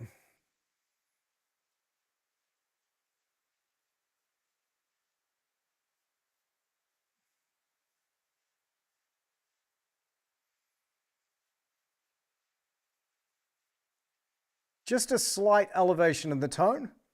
That will hopefully give me a bit of, there we go. Nope, wrong button. My buttons have changed. Then I'm going to come along just with the broad edge of that dagger and just draw it across that lower edge. You can see it's just a slight subtle shift. The color of the water down here towards the horizon, I'm feeling didn't quite get the direct light shining across it. It's only really showing up right here in the wave. So I'll darken off that horizon, and we also have a little bit of space there for a couple of rocks that are caught in the tumult. Let's go to the wide reference here. What canvas size are you working on today? It is around 24 by 30, around that. It's a custom size. It's going to fit in a weird size frame. How many sittings do you minimally need for a painting? So generally with a painting like this, it'll probably be up to 10 sittings, but 3 passes. The detail is something that tends to stick around for a while. So I'll be in the studio with this one about, I'd say about 10 full days, but I work on many works at once. We're going to go slightly more neutral. So I got a little bit of burnt umber in there. I've added to it a cheeky, tiny little bit of transparent yellow oxide for a slight shift towards the green. Let's get our horizon in there. Let's make sure it's nice and level. I'll keep drawing across, just working gently up into that sky, softening that edge. I don't particularly like sharp, harsh horizon lines.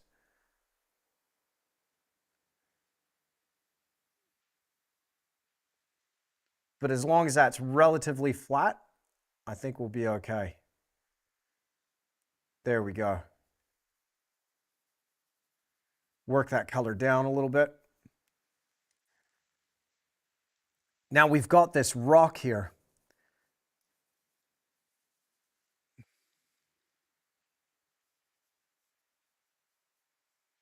A little bit of a rocky island. It's caught there, getting battered by those waves.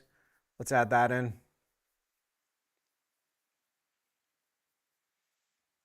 Now we'll get into the ocean here in a second. That's holding space though for me so far. When I say holding space, it's just occupying that space with a color and a value.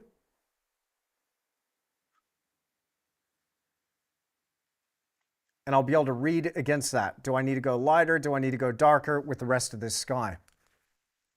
Generally with the sky, everything being relative, I work from the darker areas of the sky towards that light, and then go back to the light and then work my way back out again. So it's almost like I'm going into the light and then back out. That's one thing that I've found has helped me achieve that sense of light. Ultramarine blue and burnt umber to make a neutral gray with a little bit of quinacridone magenta.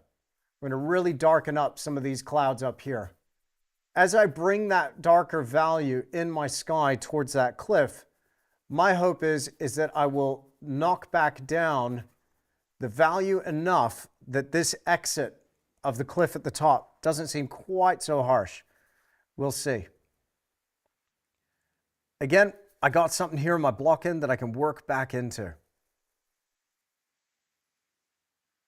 Now my block end, the block end process, this is one of my favorite things, my favorite parts of the painting. It's immediate. Well, as close to immediate as possible.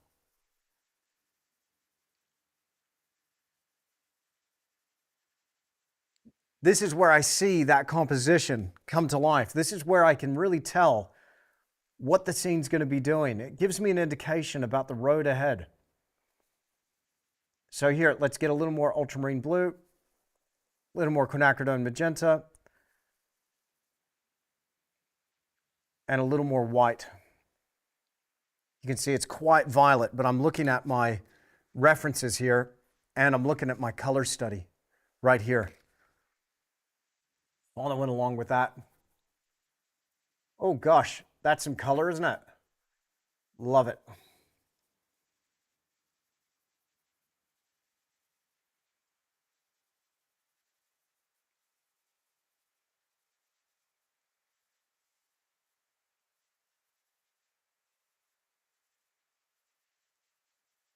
I like having a little hole here where that light's going to be shining through. So I'm thinking about these brush strokes forming cloud shapes that are going to catch that light. Let's work in a slightly lighter color now. Cobalt blue, ultramarine. Add just a touch of magenta to it. Quinacridone magenta is quite a strong color. So you want to go easy on that. Don't use too much. A little bit goes a long way.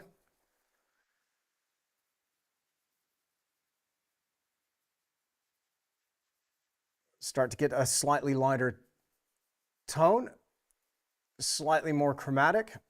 And I'm just working right now with those darker cloud shapes. But a slight elevation of value so I can get a bit of contrast as I work into here. Right. French blue. That's a color I call French blue, says Nikki. All right. A little bit mauve, isn't it? Well, Nikki, you know I like to mauve it, mauve it. Got a slightly deeper color there. And then over on the back side of this cliff, we've got a bit of that mauvey, grayed out blue contrasted against that rock. Now, as long as the rock is generally darker than the sky, as long as I've got a little bit of contrast there, that's what I'm looking for. But I needed that dark shape to be able to gauge and register this slightly deeper value against it. Start working up here towards the top of our clouds.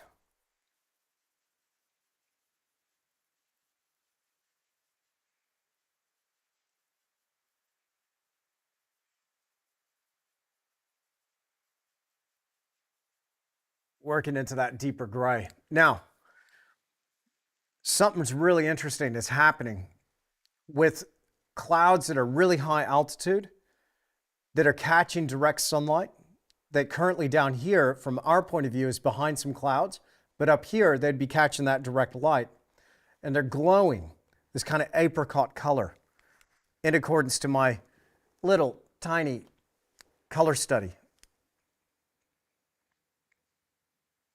But the next move I want to make is with that beautiful blue that's coming through some of those gaps in those clouds. Now, how do we achieve that blue? I'm going to go back to the dagger. I'm going to go for my cobalt teal, a hint of ultramarine blue, and white.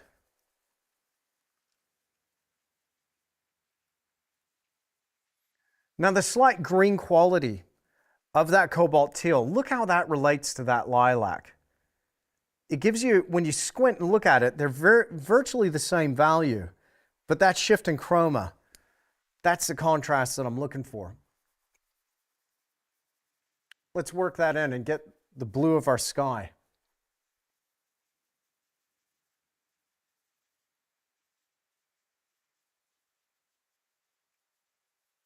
Just starting to brush that in with our bristle dagger.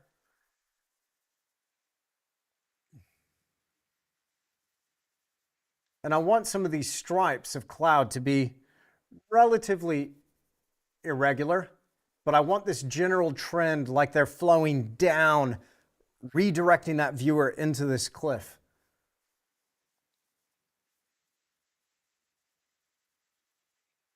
Now, I've been looking at some really cool skies here in Wanaka and just amazed at how many colors and values are layered in that sky. It's just fascinating.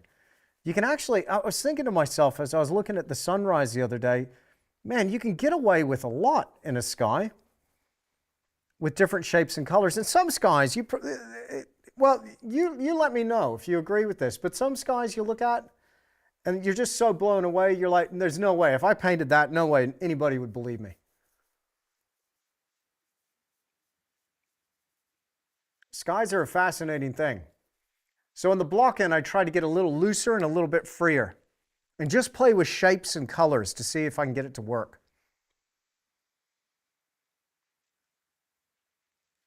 Can you use alizarin crimson in place with magenta? Not really, Duncan. I feel that alizarin, I mean, it's a different color altogether. I've got permanent crimson. I've swapped out my alizarin for permanent crimson. And I use that where that's needed. But the magenta, you'll find, holds a different color space. It's not equivalent. For me, that's been essential with my approach to color.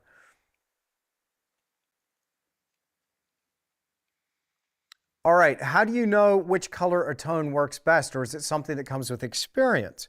Well, I think experience does play a part. It definitely does. But I think also, you know, as you're working and noticing what's working and what's not working, it can be quite helpful as you're working on your techniques. Just keep a notebook next to your easel and jot down what's working for you. But it's also important to pay attention to what's not working so that you can redirect and shift your approach. What I hope to do with my lessons is give you not only a method that tends to work, but give you a framework by which you can evaluate what you're doing and track your progress.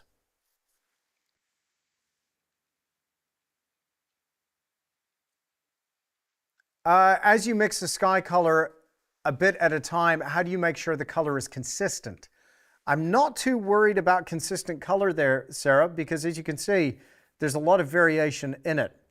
But I tend not to obsess over the color mixes either. But you can see here, as long as I got a bit of that cobalt teal in there, I've lifted my tone out, my chroma, with a bit of that titanium white.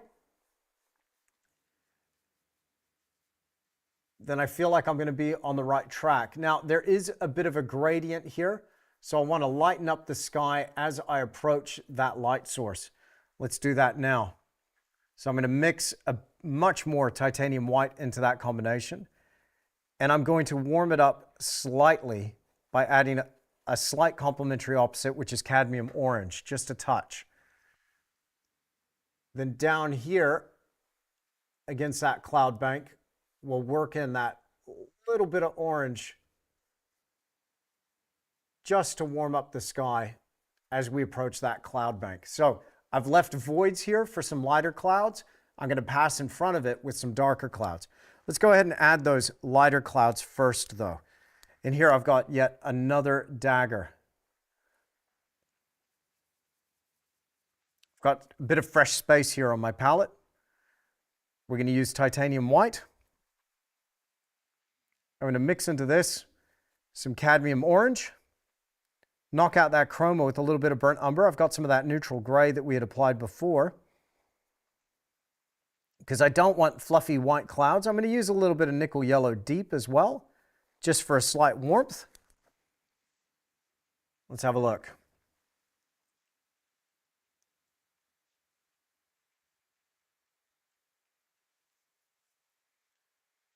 Okay.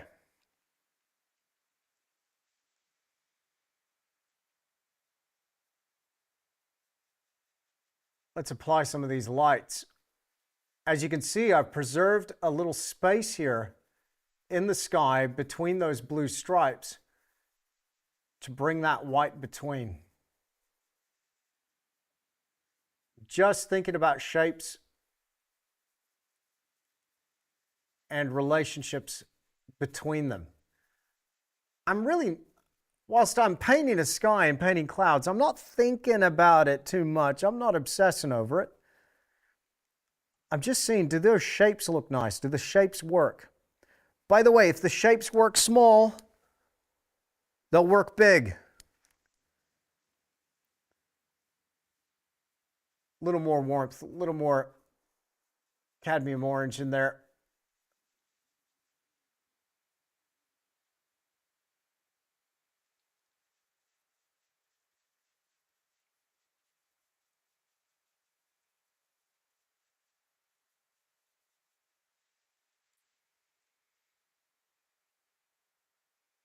Sorry, just a minute. I got somebody wanting to come to the gallery. Beg your pardon. How rude, texting on the stream.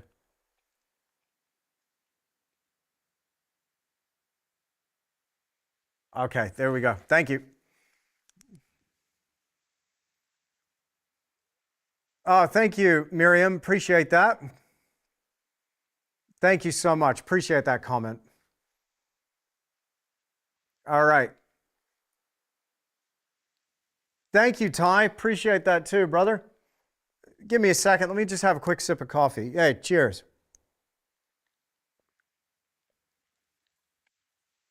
Okay.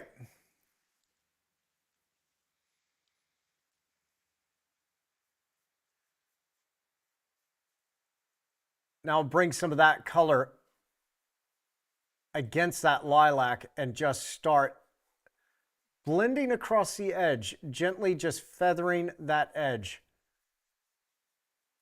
I now have a layer that I can work back into. Okay, now I've got kind of some apricot notes that are happening up in here with the sky. I'm happy with how that's holding space. We're going to float some darker value into it because not only am I drawing attention down into this cliff, I'm also going to be redirecting you towards the light. And I've got a couple of really strong diagonals that cut down into the scene. So you can see it right there. And you can see an indication of it in those photographs. So again, I'm taking all my cues from that one image of the sky. Isn't that neat? It's got enough information there, but you can see how I'm slightly redirecting the viewer. Slightly.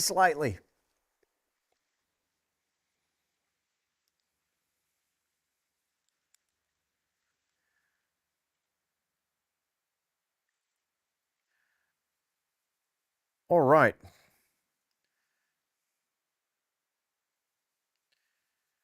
Let's get a little more of this apricot note. Oi, that's a lot of yellow. Now, here's the thing. As soon as this hits my cobalt teal, I've got green. You notice that? How do we avoid the green? You go for the complementary opposite. So the opposite of the blue is orange, And as soon as I mix the orange in there, as soon as it hits the blue, notice how it goes gray. It neutralizes. That's what we're looking for. So slightly warm, slightly neutral.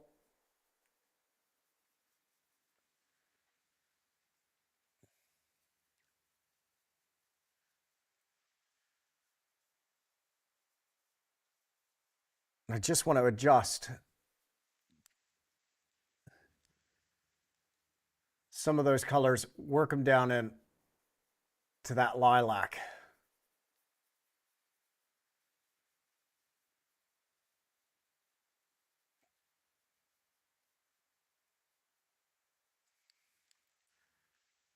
Now,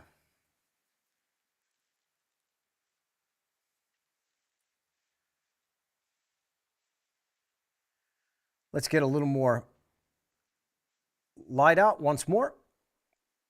Bit more of that nickel yellow. A little bit of quinacridone magenta. It's actually a slightly warmer gray that I'm applying just to the tops of those clouds.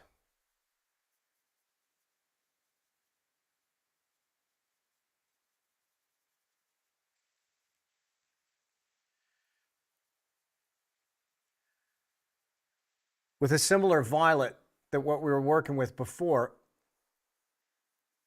I'm going to start now thinking about that as a cloud bank and work my way down towards that light source. Now, as we approach the light, this is where the complementary opposites have to be considered. I've got something here that the light of the sky is reacting with, shining through, reflecting off. As I approach that light source, I also need to think about my value. It's getting slightly lighter.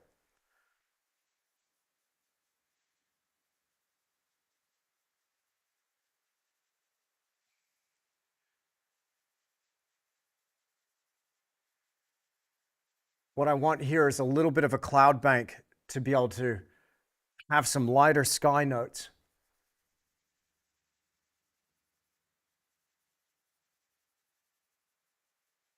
Reflecting and bouncing off of, contrasting with that deeper cloud. Okay. Now, you can see I've left that void. So we're ready to come in now with some colors. Let me just refresh my liquid. I'm out of liquid. I've used a bunch of liquid in this, but can you notice so far, there's really not much in the way of those sunset colors or sunset light yet. We've been working our way around it, channeling towards it, leaving that void, and there's going to be a lot of light down here in the waves and in that little patch of seascape. What I might do, I'm going to be mean to you, and I'm going to leave you hanging for a second. I'm going to just finish off that little bit of sea, and then we'll get into that sky. That's what I'm going to do. Yep, I know. What a sadistic guy. I know, it's terrible. Let's get a little bit of liquid out. Have I missed any questions? I got one here from Ollie. When the sky is that busy, do you balance that out with the rest of the painting? Yeah, that totally makes sense. I tend to take, if it's about the sky and the sky is particularly busy, I try to simplify the landscape generally. You don't want the whole painting too busy. You want to have some areas of rest. But that said, there's a lot of movement in the sky, but there's still going to be some areas of rest within that sky as well. Just scooping that liquid. I've got a giant 1 liter tin of liquid here. Just scooping that out into my little pottle with a palette knife. There we go. So I do use a palette knife to paint. I use it to dish out my liquid predominantly. There you go. Good questions today, by the way. I tend to try and rush to sell my work when I'm finished. That leaves me without much inventory. Is it best for me to stop selling temporarily and build my inventory? I think if you can go for the sale there, James, and you got somebody that wants to buy it, sell. Sell it. It's kind of a good look when you don't have any work available, you know what I mean? You're in demand. Wonderful to hear about the sales, though. That's great. Okay, Kyle. Shout out to Mac there. This is Mac in the house. Good to see you. Is putting your lightest lights and darkest darks and then build your tones and values around them. Kind of. I'm not going to put my lightest lights or my darkest darks probably in this session. We are going to get very light though, and we are going to get a little bit darker too. So I tend to save that tonal best for last, and that tends to come out in the final details. How big should I paint when starting? Well, Matthew, as big as you feel comfortable with, but I would recommend doing some small studies first and just get a hang of the materials. Now, guess what? We're going to paint some whitewater. Whitewater, turns out, isn't white. It's going to be reflecting the light that's around it.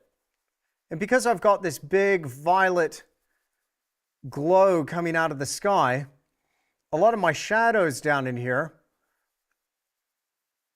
are going to be of a similar note, a similar nature and color to that sky. So I've added right here some of the color that you're seeing here in these clouds.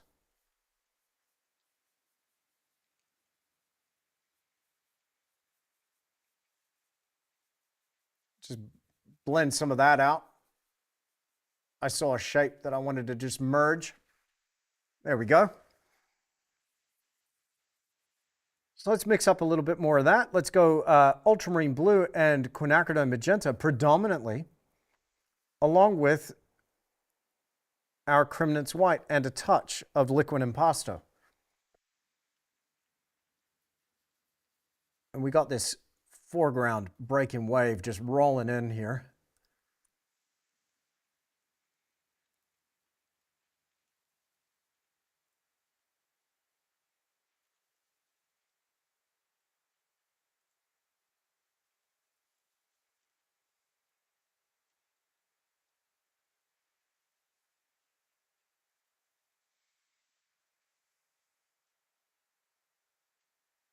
Where we got a little bit of white water coming up onto the beach,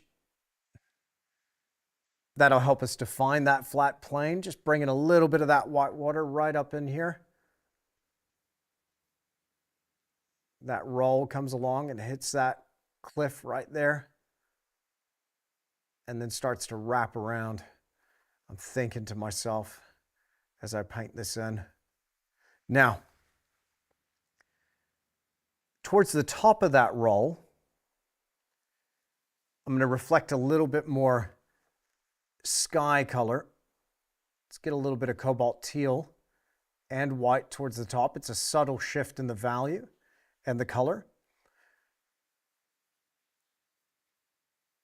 Within this wave, there's going to be quite a bit of white water in that curl of the wave. A lot of foam that's dragged up into it, separating out, defining the break in that wave, but I do want to have a window of that bottle green water, which I love. Oh man, I love to paint that.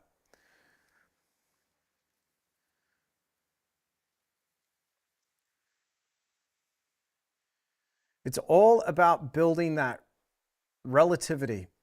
Have a little smash against that rock.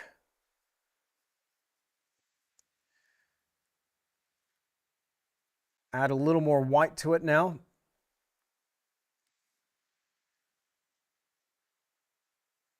Start working our way towards that brighter white.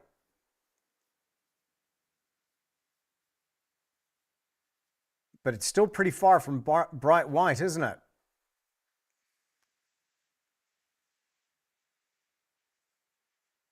Thank you, Sakura. Appreciate that. Have you ever used chromatic black? I haven't used that. No, I haven't heard of that before. The time converter was wrong today. It's Friday, 10 a.m. New Zealand, like it says. Sorry if you covered that. Hey, Jim Fairburn, can you double check the time converter in our announcement today, please? I apologize for that.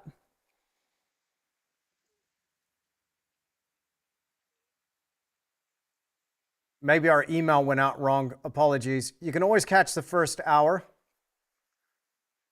in the replay. I'm going to keep this up on my YouTube channel.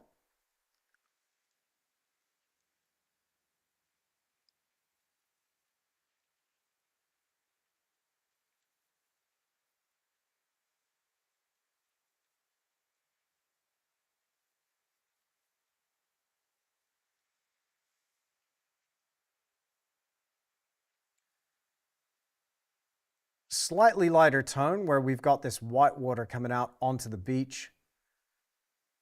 Let's paint out this shape. I've gone back to my extra long filbert.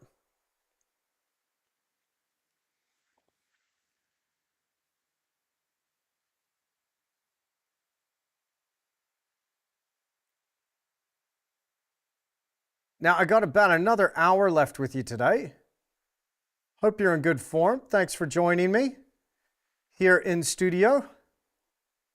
If you haven't done so already, if you're enjoying the live stream, please do me a huge favor and click that like button if you don't mind. Thank you very much. It helps this live stream get out to more people. I could not do it without you. If you're not already subscribed, if you've never seen me before, I've been on YouTube now for close to a decade. And if you've not seen me before, then hey, welcome to my channel. I hope after today I have earned your subscription. So make sure you subscribe. If you like to paint, if you want to go further with your paintings, then hey, that's all we talk about here on this channel.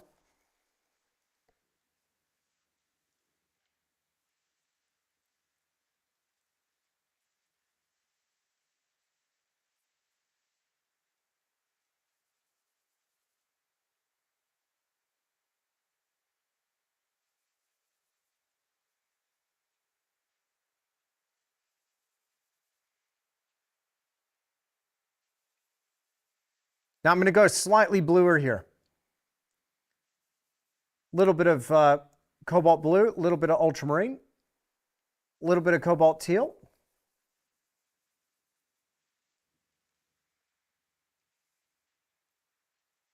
We're going to drag this into our wave. I'm going to leave a little gap right there along the top of the rolling wave as it comes forward. We're going to add a highlight to that. It's amazing though, the imprimatura is almost the color that we're going to use for the top of this wave as it reflects that light.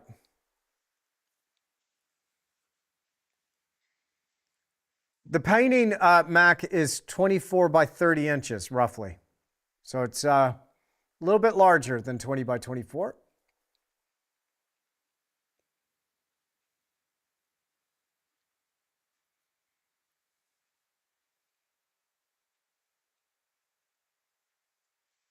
All right. As I start to establish more of the scene, I'm just getting more and more excited about it. I don't know about you. That's just me. Let's get a little bit of the glow in that wave. Just a hint of it. Just a hint. I'm going for some Hansa yellow. Haven't used that yet today. And as I said, a hint, I mean a hint, just a slight elevation in the tone, a slight green. Just work that towards the top. Just a little bit of a glow is going to come through there. But I'm going to add that as like note to self. Come back, add the light.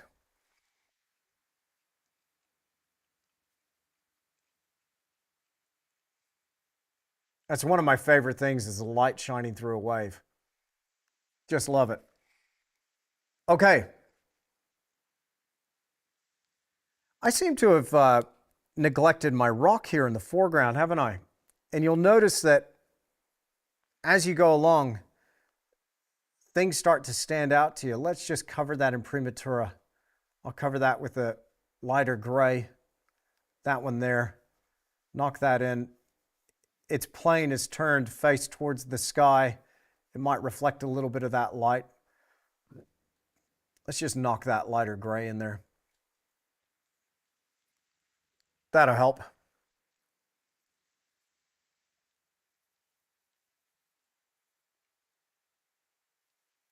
I'm still, it's amazing how quickly you can move on a painting, establish the scene with your block end. This is a painting we're going to carry on this Friday here in New Zealand over on Tisch Academy. It will be Thursday if you're watching from the US or Europe, but it will be my Friday mid-morning. We're going to carry on.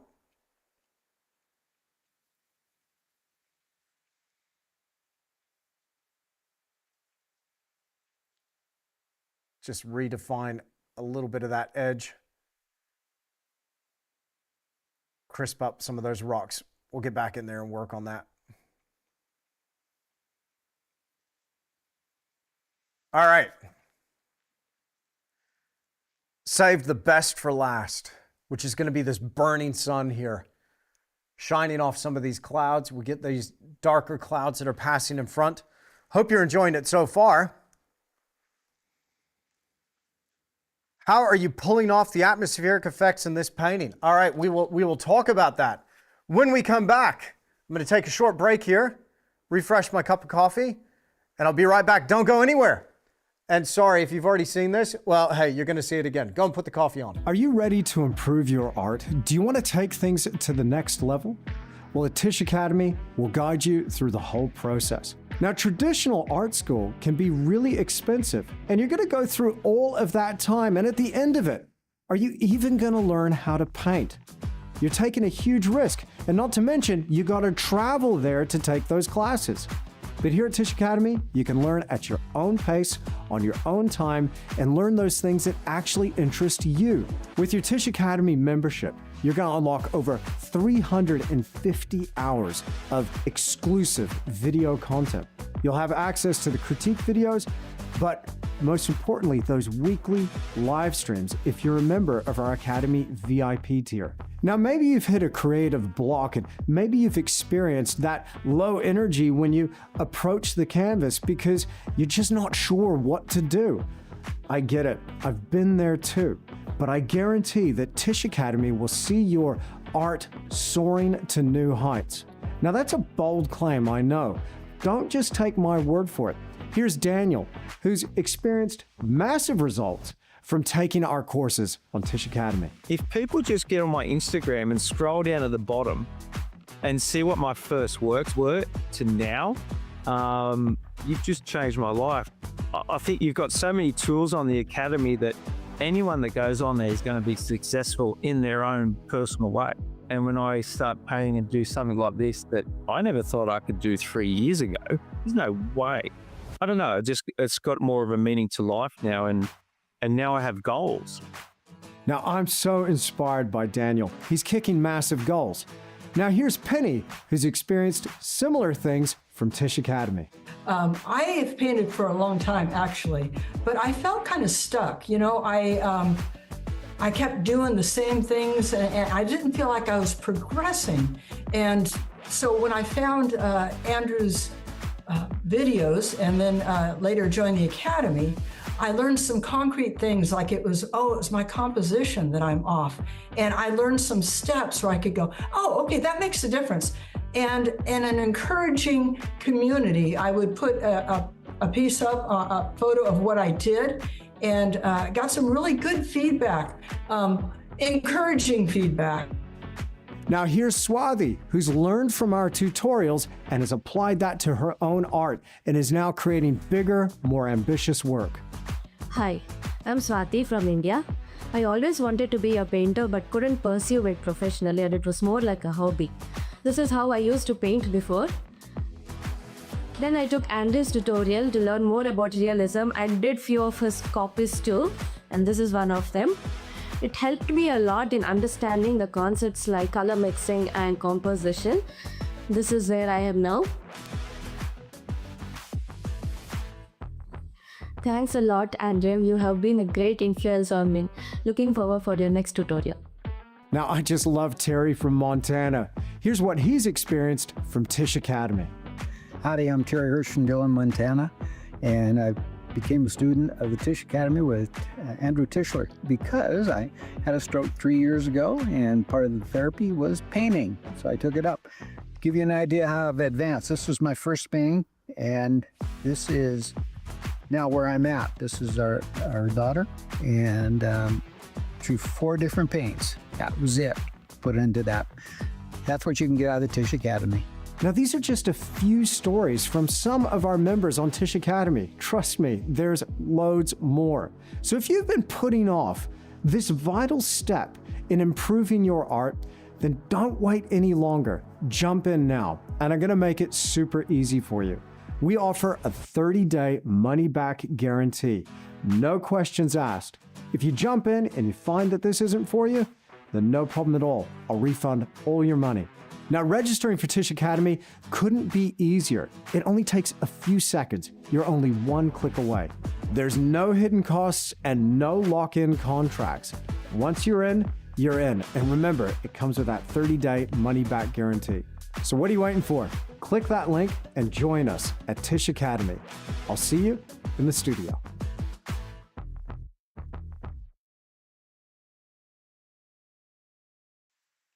And we're back. Hey, welcome. That's not in frame, is it, Nick? No, good. Excellent. Hey, shout out to Sakura Pinkbrush 23. Thank you for the super chat there. Really appreciate you. And I got a question. Why is the beach so dark in value? Asks Jill. So yes, is the beach dark in value? Yes, it is. Currently, we're going to be adding the light to the scene now and try and bring this out a little bit more. Now, again, I am looking at this reference material right here. So as you can see, we've got a relatively dark grayed out beach due to the nature of the beach. It's a pebble beach. It's not a sandy beach. Very typical of the west coast here in the South Island of New Zealand. And what I'm doing is I'm adding the sky to that beach scene. So the sky over on the left has been added to the beach scene over on the right. Now, I'm working my way towards the light. So here on the panel that you can see, I've got my light source in there, and we're going to start working with some of those warmer colors now and start building into this a little bit more. Thank you very much to all of my Tisch Academy members. Thank you for your kind comments there. Yes, it was, Kevin. We apologize for the mix-up, but yes, the link for the time zone converter was wrong. And I apologize for that. We'll do better on the next one. There's a lot of moving parts here. So sorry that you came in an hour late, but you can always go back and watch the replay. Okay, we'll try and watch that in future. Okay, so let's add a little bit of, let's go to this one. You've seen the reference now. Let's go start working our way towards that light. So here, I'm going to start getting into, I've got that lighter bluish color there. I'm going to start working my way towards that warmer note. Now I'm going to add to this a little bit of that nickel yellow. Immediately it goes green. You see that? But I'm going to go over here to the cadmium orange. And the orange aspect really knocks the sting out of that green. We're going to lift the tone with a little bit of white. So it's a slightly goldish color. And I'm going to work my way around that light source. It's amazing. It's almost exactly the same color as that imprimatura.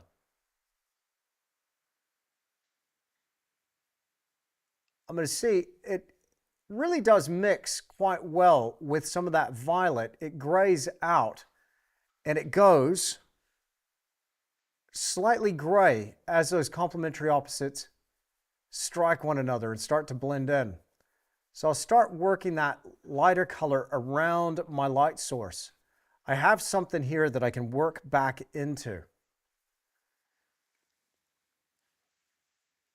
Now, as I move away from that light source, I might start shifting it slightly, a little bit redder and a little bit pinker. I'm going to add to this a touch of permanent crimson.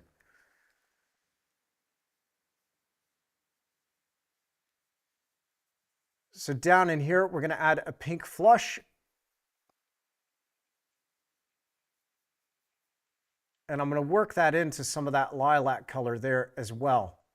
So it's very light, very high altitude cloud that this light is shining through. So when I say light, I mean it's not a heavy cloud. That's why we're going to get the sun to burn through this area. But you'll notice here, as we move away, I'm going to start graying this out just a little bit, but it's going slightly warmer with that gray. And I'll also lighten the tone slightly, a little titanium.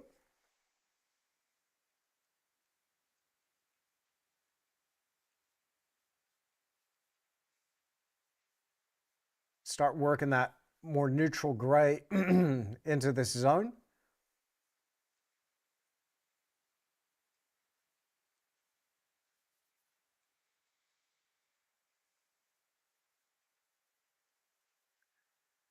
Now, as I said, I'm working my way towards that light.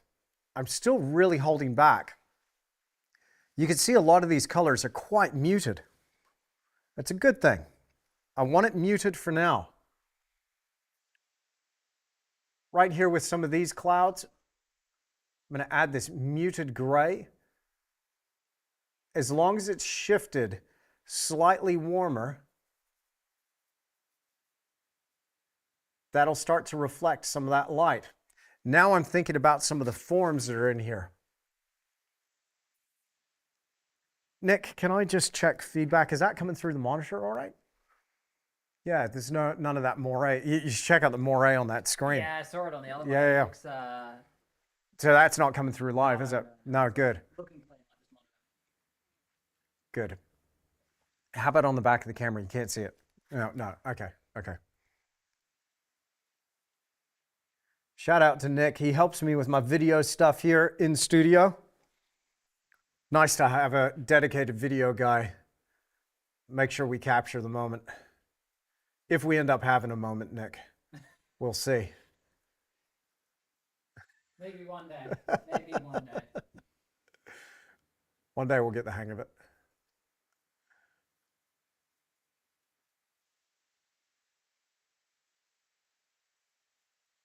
So as you can see, slight warming in that gray, and I'm working my way around and in to some of these colors. Now you might be looking at it going, hang on a second. Hang on a gosh darn minute there. Some of that's looking a little muddy there, son.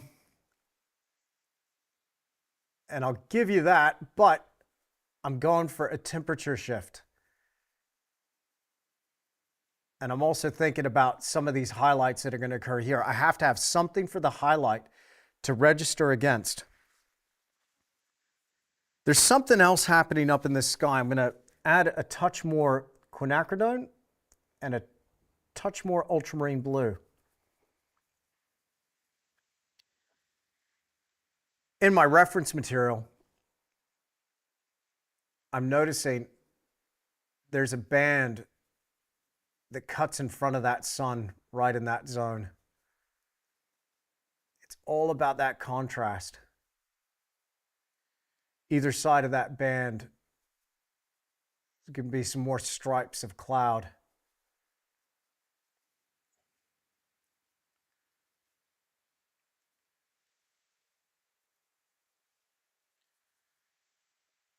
How does one avoid falling into the trap of becoming similar style to your tutor?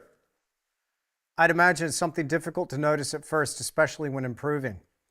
Again, style is a byproduct of you faithfully just going after your inspiration. When you're authentically engaged in what most inspires you, going after that, don't worry about style. Style will come. Your own unique style will come out of that process. Guaranteed. But it's an authenticity thing. Style is always the byproduct.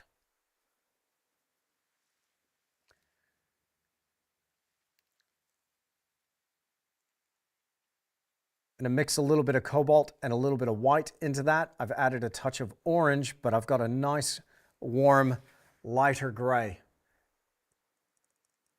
And down in here, I want to pick up the highlights on some of these clouds. It's not getting direct light. There's a little bit of light shining through all the same. It's more of the effect of the glow working our way towards the brighter light.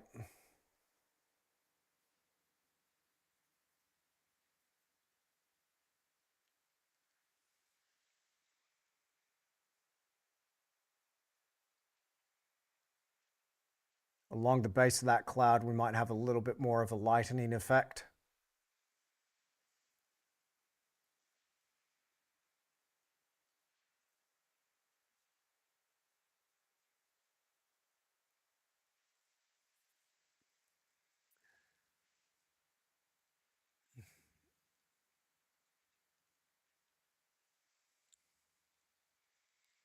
Angel, how astute. Absolutely. Look at that nice new Tisch dagger. Yeah, absolutely. Do I need more than a pochade box for plein air? You'll need some brushes and paint and maybe a panel, something to paint on. That'll help.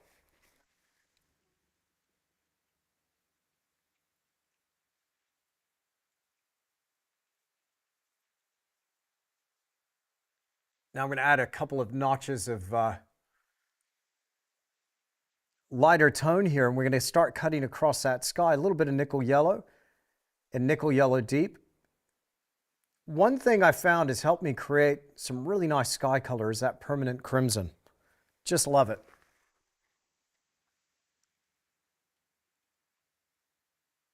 And up in here, thinking about that light source, got a wayward bristle there. Let me get that sucker off of there. There we go. Around that light source, I'm thinking about some of that gentle reflected glow, picking up and catching the fronts of some of those clouds.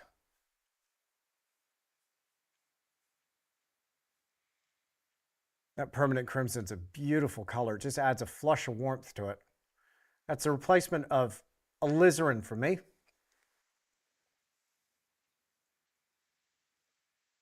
Now, let's just knock a little gap out of those clouds right there.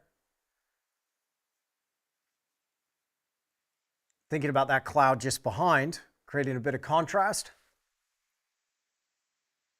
Now, immediately next to that light source, let's go ahead and get it in. Let's get it in. Let me find a good brush. Where are my good brushes at? Where you at? Here we go. I've got a couple more of these long filberts, extra long filberts, number 4s.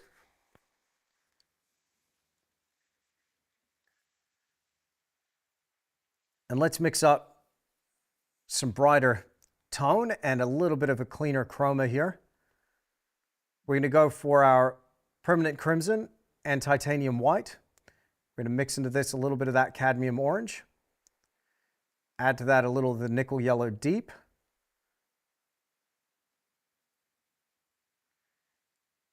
And a bit more white. Oh, I didn't even show you the... Sorry, didn't hit the right button. There you go, that's the color that we're going for. So again, I'll just mix it again because like a numpty, I didn't hit my button. There we go. We got nickel yellow deep, a bit of cadmium orange. There was a bit of permanent crimson in there, and white. So a little bit of a peachy note working in the edge of that neutral gray.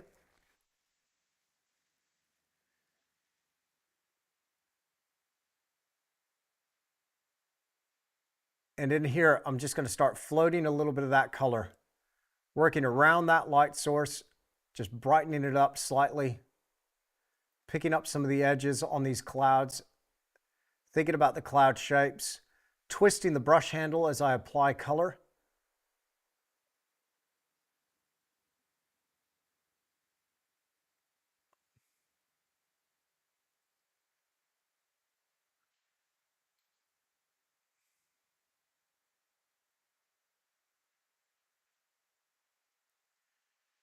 So I'm still thinking about the effect of the light. Haven't really painted the light source yet. But with this color, down here against this edge of cloud, we might get just a touch of light along that lead edge of cloud right there.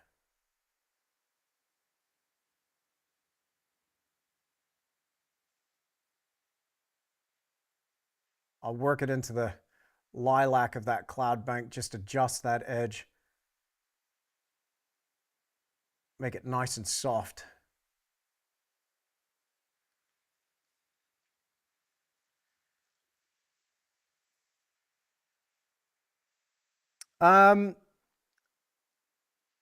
If I miss your question, it might be because there wasn't a QQQ in front of it. It just helps me see the questions in the live chat. There's a few of you today, so thanks for joining me here live in the studio. I hope if you're not subscribed already, you will be.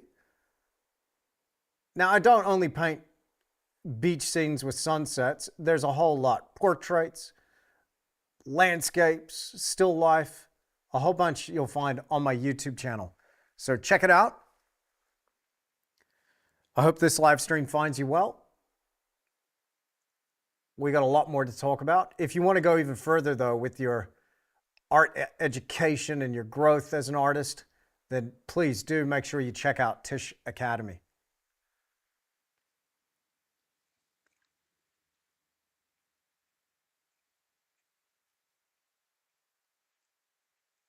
I'll be going live with my academy again this Friday here in New Zealand from the studio.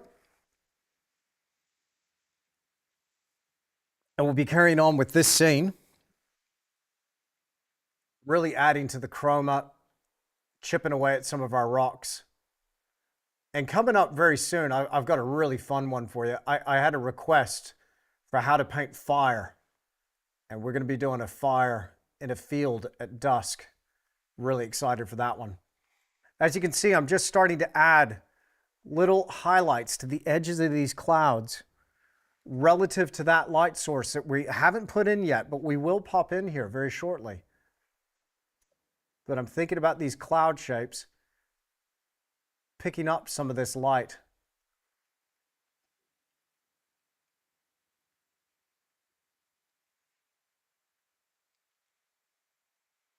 So everything's relative to that source that we're going to pop in there. Down in here, let's add a touch more contrast. One thing I love about some of these sunset skies and painting them is I think about light against dark, dark against light, light against dark, dark against light. The more we work into it, the better and better it can get. And I'm just floating some of that peachy color into there.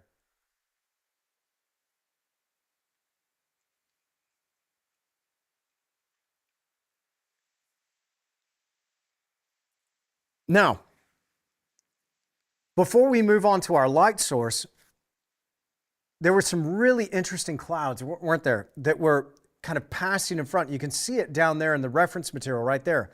I got it into my color study here with some of those strong diagonals coming down in. Let's add a couple. We'll do it live. Let's go. Ultramarine blue, permanent crimson. Immediately strikes out lilac again. A little bit of burnt umber to just knock a touch of the chroma out. A little more cobalt. It's quite violet. Let's add a test mark. It's a bit darker. Good. I want it just a little bit darker towards the tops of some of these clouds. We'll break it up. We'll start to whisk that away, crossing over into the blue of the sky, fragmenting some of these shapes. Now that I've got this on my brush,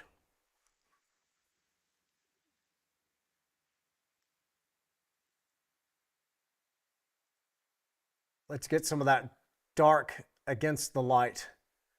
Drag that down in. Almost cutting across, perpendicular to those bands of clouds that are high up. This tells me a little something about this sky. It's layered. Not all the clouds are on the same level of atmosphere. Some are really high up, some are much lower. I might darken out this corner. Bring a touch of that cloud down. Break some of those lines.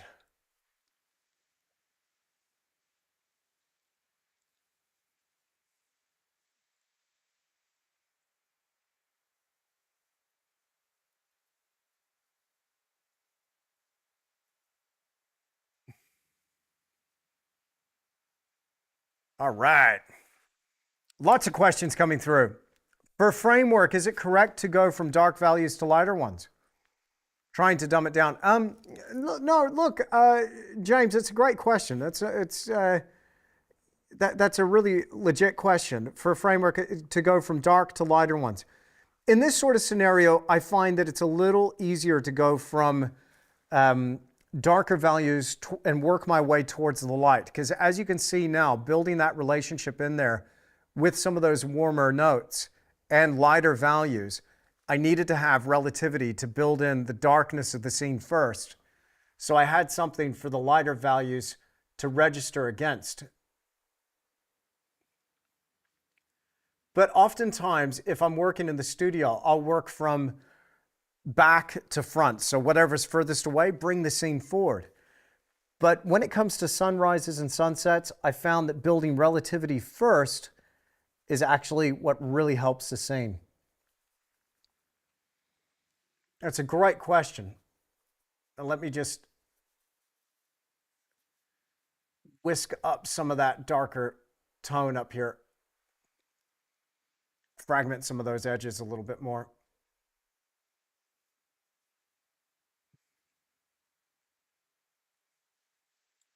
All right. Kind of enjoying the way those clouds are cutting down into the scene. I do have one cloud here, though, that is pretty strong. Feeling dangerous. Might add it in. Cobalt blue. I accidentally hit the cobalt teal, but I'll overcome it with a bit more of that magenta. Knock the chroma out with a touch of burnt umber. Add some more ultramarine. There we go.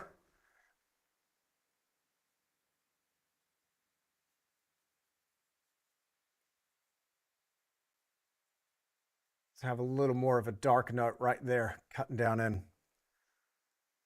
I forgot to put it on the palette again, didn't I? Yeah, I did. Okay, my bad.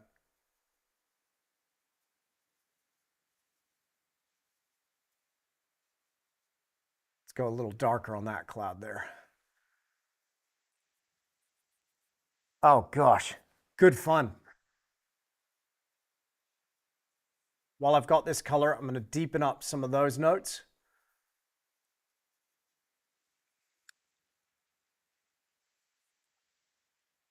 Now, if I work, let's go this one. There we go. If I work some of that lighter color into that lilac, it shifts gray, but it's got a little bit of warmth to it. And so that could work for a couple of lighter notes back in here, just providing a bit more contrast. As you can see, I'm just working my way around. Okay.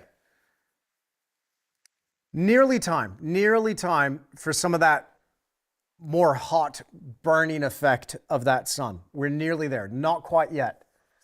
First, I want to get back down into this wave, down in the scene. And let's start working that zone just a little bit more.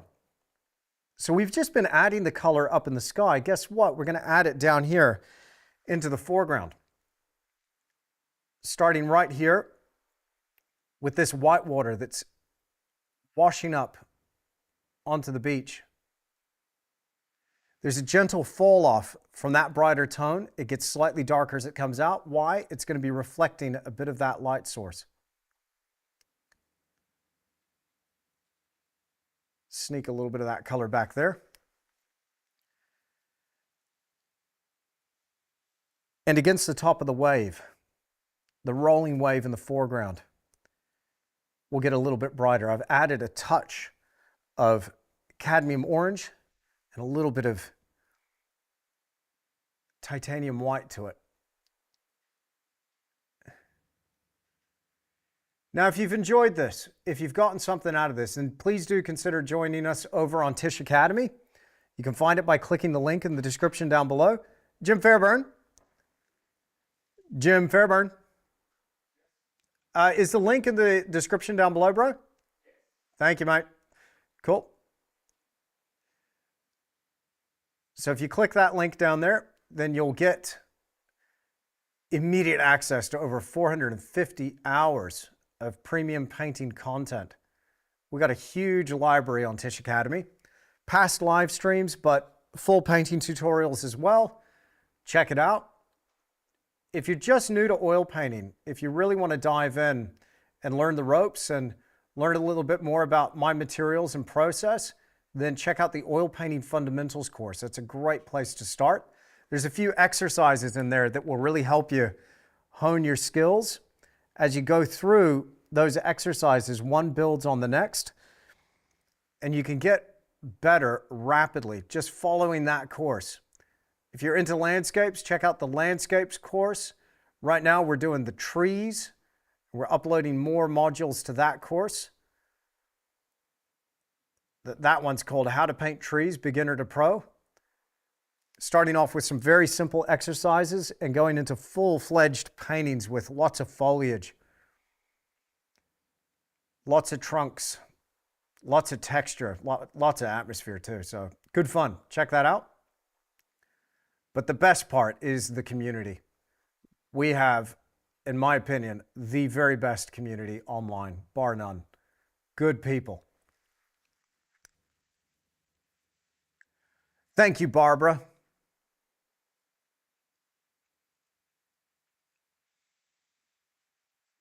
Okay, is it possible to add the light source after the clouds? Say I've changed my mind and want to hide some sun back there somewhere. You can always, Camstick, you can always layer back into it as you go.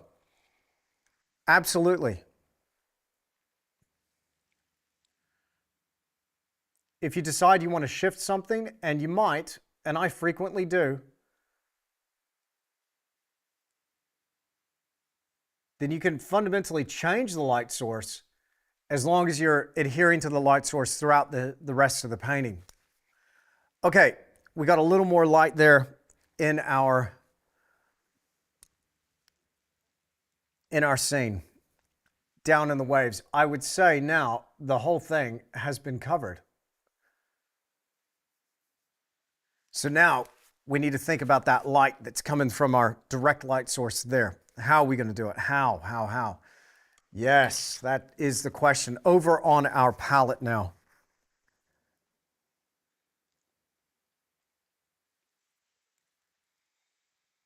I need to think about the chroma, working my way towards that lightest light. I'm going to pass from red through orange to yellow to eventually white. Now there's one color here that I really enjoy, but it's that cadmium orange. It's just so beautiful. Very strong, as you can see it there on the palette. Let's add to that a bit of pure titanium white. I'm going to add to this a touch of Indian yellow.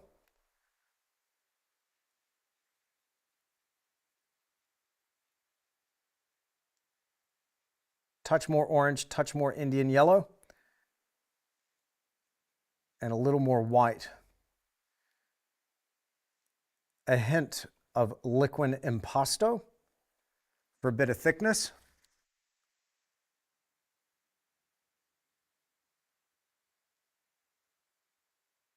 Let's start working around that light source, coming either side of that cloud. Just a little gentle wisp of cloud in front of that light. Let's go a little more chromatic, a little more cadmium orange, a little more Indian yellow. I'm going to break up that cloud just a touch so it's not such a dominant stripe there.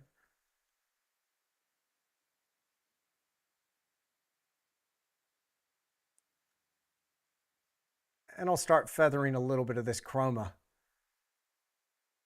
down into some of the more of those neutral notes.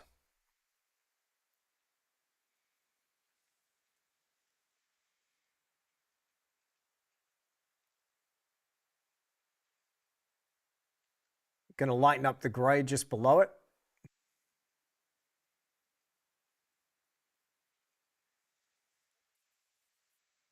All right.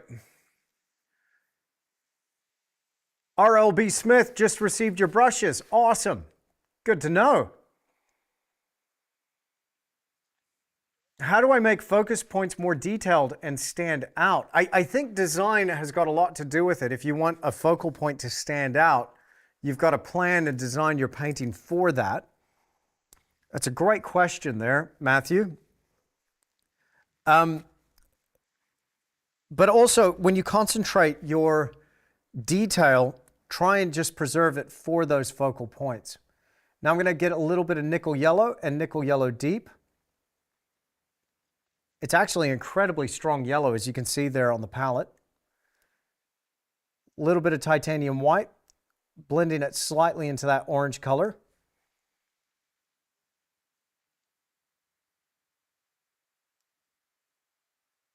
To add just a couple of notches of that.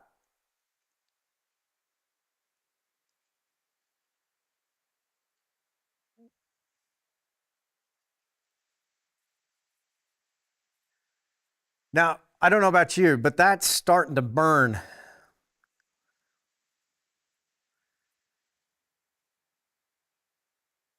Generally speaking, even with my block end, I get a little thicker with my lights. Generally speaking, I keep my shadows thin and my lights thick.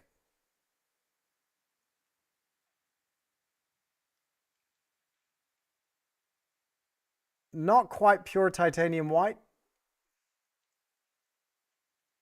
but it's nearly there. And if tonally that is a brighter thing on the canvas, then that starts to glow according to preserving that tone for the very end. Now, always just step back, see how it's working. A couple of things with the shapes that I'll address and I'll keep working on as the painting progresses. But I'm going to get back over on my palette now. There we go. Mix that in and just adjust the effect of some of that light. So there's a couple of highlights here on some of my clouds that I might like to strengthen here, like this one right here. Just pick up a couple of edges. Right in here. Maybe there's a couple of lighter wisps that are coming up.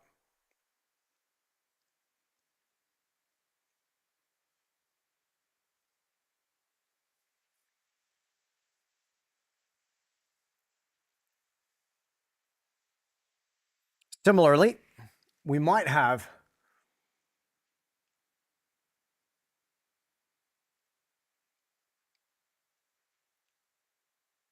a little bit of lightness around some of these clouds.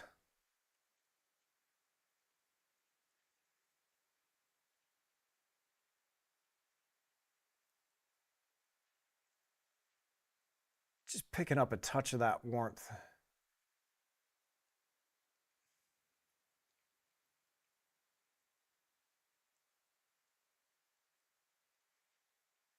Just thinking about what's pointed towards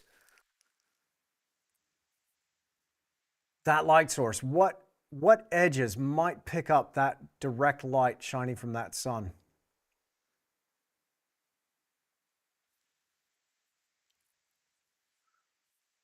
Yeah, for the block end, I'm pretty all right with it.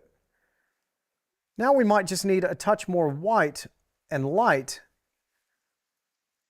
shining across the top of the wave. What say you?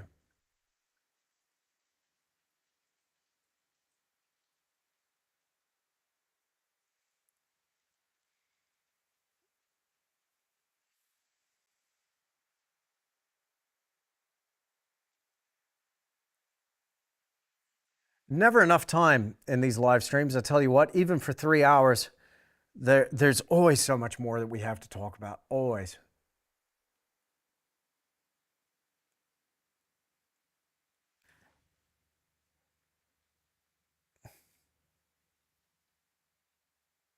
Got a cheeky bristle. There we go.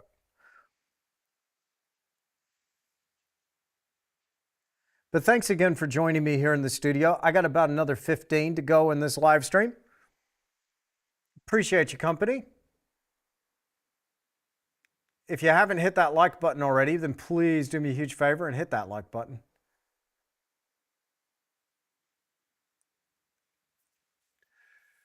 So the block end of our painting, it has a purpose. We establish our scene. To a large extent, we built relativity across this scene. We've built a sense of light and dark. It really firmly reinforces all of those decisions in our design. It's important that we have a design. We got to have some sort of plan so we know the road ahead. I'm going to add a couple of little highlights here to our rocks. Thinking about that light source, just wherever I think light might strike one of these lips or faces of this rock just along the edge. Get a couple of highlights in there.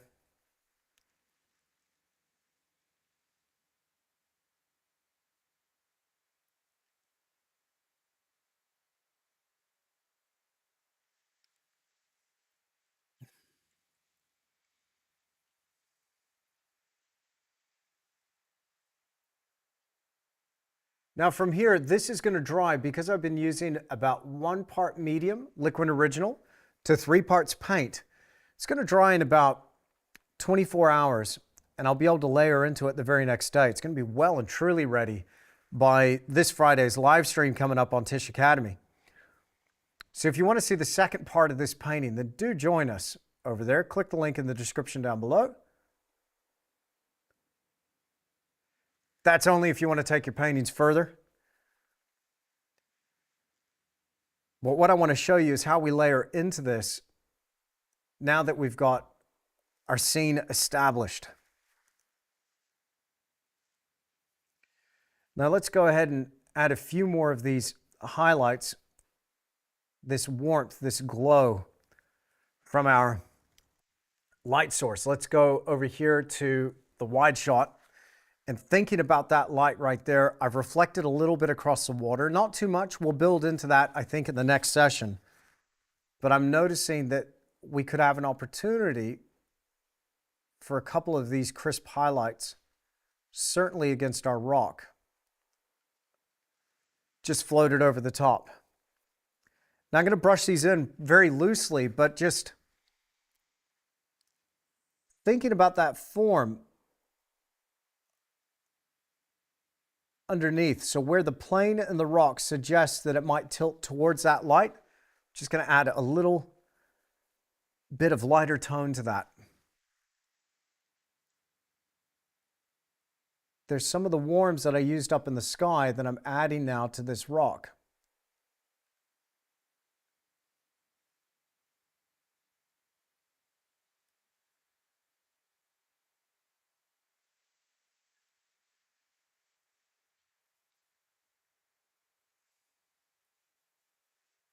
A little more nickel yellow in my mix now.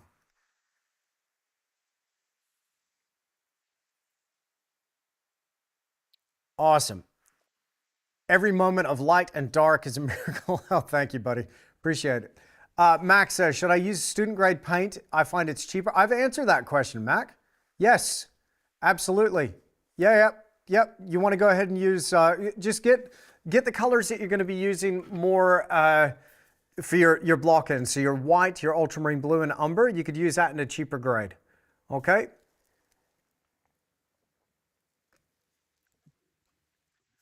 Molly says, check the email. I've sent an application for video editor. Okay, we will check, Molly. Thank you for that. Looking pretty, says Gary. Thank you, Gary. All right. Excellent. I'm in the painting. I can smell the sea breeze and feel the light of the sun on the cold rocks. Awesome. Hey, thank you.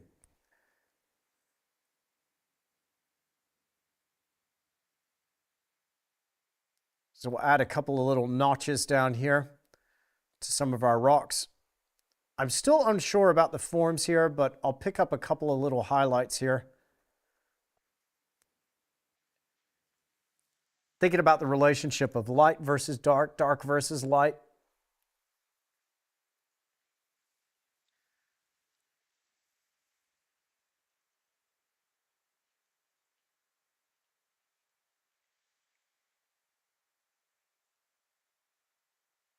Now, because these rocks now are tilted down and facing that light source, got to pay attention to that. It can't all be shining down. Think about where that light is and where it's going to be striking that surface.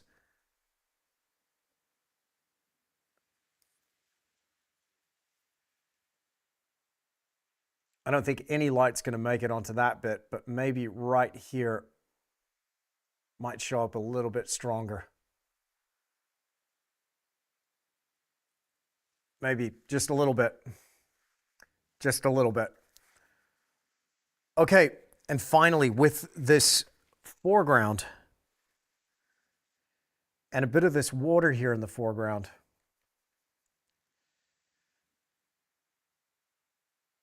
I'm thinking we might have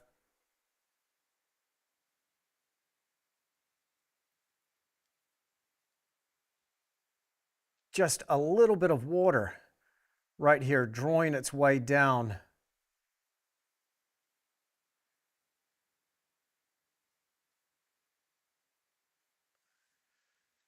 towards that breaking wave.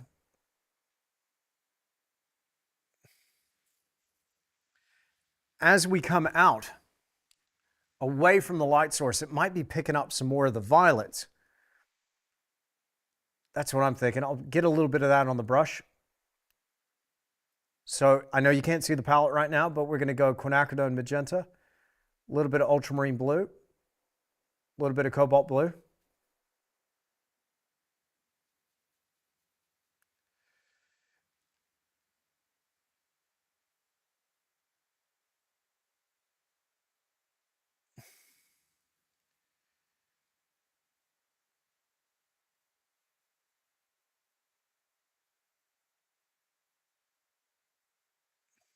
Now over here, we might have a little bit of that beautiful trailing light quality, reflection of the sky.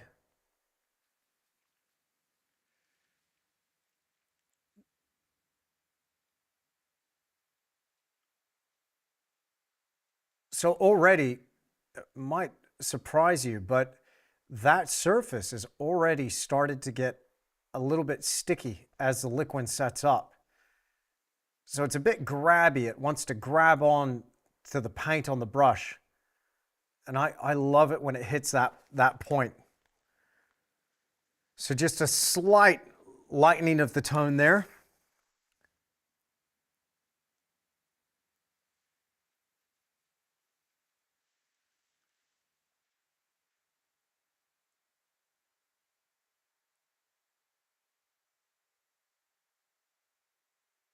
We'll just add a couple of trails of water so I can feel that water drawing back. Or is it coming up? I don't know.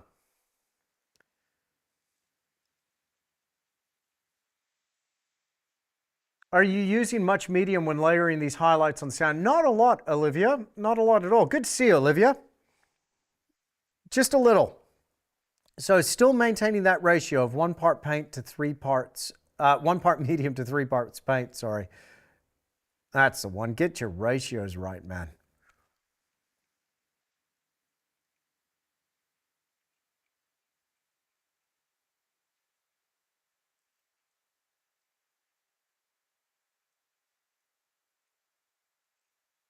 So as you can see, from our references, we've actually combined the two, haven't we? That's the thing I love about painting. You can take an idea, your reference really is what I call the seed of the idea, and from that something can grow.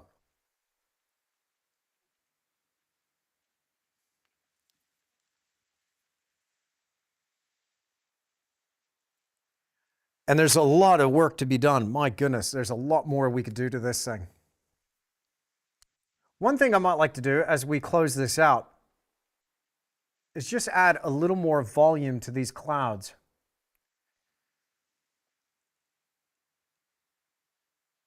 And so I'm going to start working in a slightly warmer gray into a portion of those clouds, push them back a little bit more, knock out some of that violet color.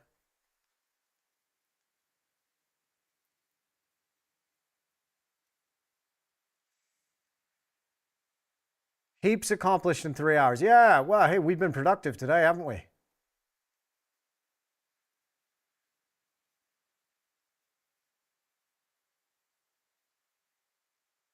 We certainly got a lot to go on with for the live stream towards the end of this week. I'm looking forward to it immensely. So let's go ahead and reflect a little bit more ambient sky, shall we? We're going to go for our ultramarine blue. Only a hint of quinacridone, more ultramarine, and a bit of Cremnitz white. A little more. And a hint of titanium, I think. We just need a little more opacity in that. Okay, make a test mark. Yes, slightly lighter. Reflect a touch more of that ambient glow that's shining from the sky just behind us. That'll reflect across some of those cumulus clouds there. He thinks to himself.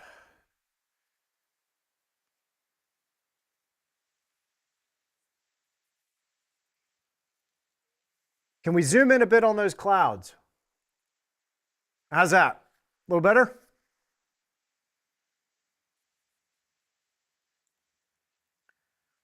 I wouldn't mind if we had just a little more of a glow coming underneath those clouds. That would work.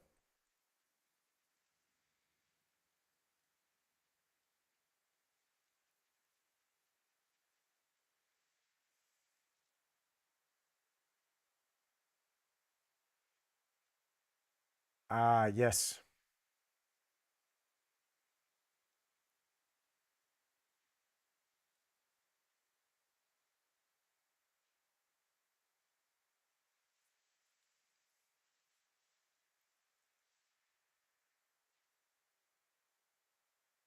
And I'll even play with some of these shapes.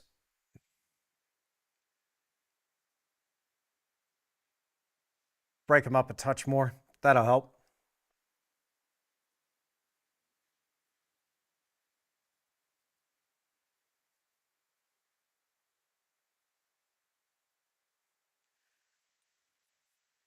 Okay. Oh my word. Well, you've been great company today, I must say. Thank you very much. Appreciate it. Thank you, Ian. Ian's follow along here in anticipation, hoping I get it right. Appreciate you, Ian.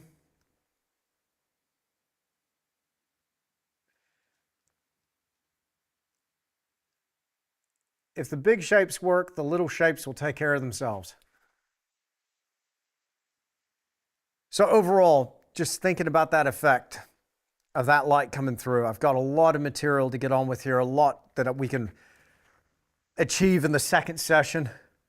Certainly do. But hey, I think what helps is if we step back, we look at it from a distance, we just gauge how we went. We started with a blank canvas today. Can you believe it? A blank canvas. Now, today, what do we talk about? Well, I think the theme of this live stream, the moral of the story here, is relativity. In order for something to look light, we got to have something dark. In order for something to be dark, you got to have something light. We started off here with our cliff, as you'll recall, getting that dark gray. Do you remember how dark and opposing that looked while we had just imprimatura around the whole scene? We moved from there immediately onto this cliff to have this now read against that. our darker values are going to come closer towards the viewer. So I want to give the impression that you've rounded this cliff into a secret little beach and you see this sunset that's just opened up in front of you. Once we had that, we started working here into the beach with a series of muted grays. And then what did we start with? We went back into that sky, didn't we? With those lilac and violet colors first, getting the structure in the sky, then working down with our blues, then into some of those lighter notes up there, forming those vectors that lead the eye back down into the cliff. And then finally working our way towards that light. And once that light emerged, then we started working with the light down here in the beach and the little highlights and crispy edges on our rocks. Man, there is so much more that we have to talk about. This is a piece that I'll be finishing here in the studio, both on the live stream for the Academy members. It's not too late to join to tune into that one. Click that link down below. I'll be going live at 10 a.m. this Friday here in New Zealand. There will be a time zone converter, and we will get it right this time, I promise you. But there will be a time zone converter so you can convert your time for wherever you are in the world. It'll be probably your Thursday if you're watching from the US or in Europe. And we'll carry on with the next layer in this painting. But as far as block-ins go, that's got enough information in it that I can really get on with the next part of the session. The most important thing though, the most important thing is that you don't attempt something like this without a little plan. There's my little color study. Once I had done that, I thought, okay, I think that'll work. And then we end up with our bigger version. This is going to be a fun one. Really looking forward to that. Now look, if you're new here, if this is your first time, if you've never seen me paint before, welcome to my channel. I hope after this live stream, even if you're watching the replay, and shout out to all the people watching on Facebook right now, I hope we have earned your subscription. Jump over on my YouTube channel, hit that subscribe button, and click the notification bell icon so you're notified when I go live again or upload another video. Okay, as always, you can catch me on Tisch Academy. We go live, at the moment, we're going live twice a week from here in the studio. So if you enjoyed this, this is but a taste of what's in store for you. But thank you so much for joining me. That's going to do it for me from here in the studio. I'll catch you again in the next one. So long.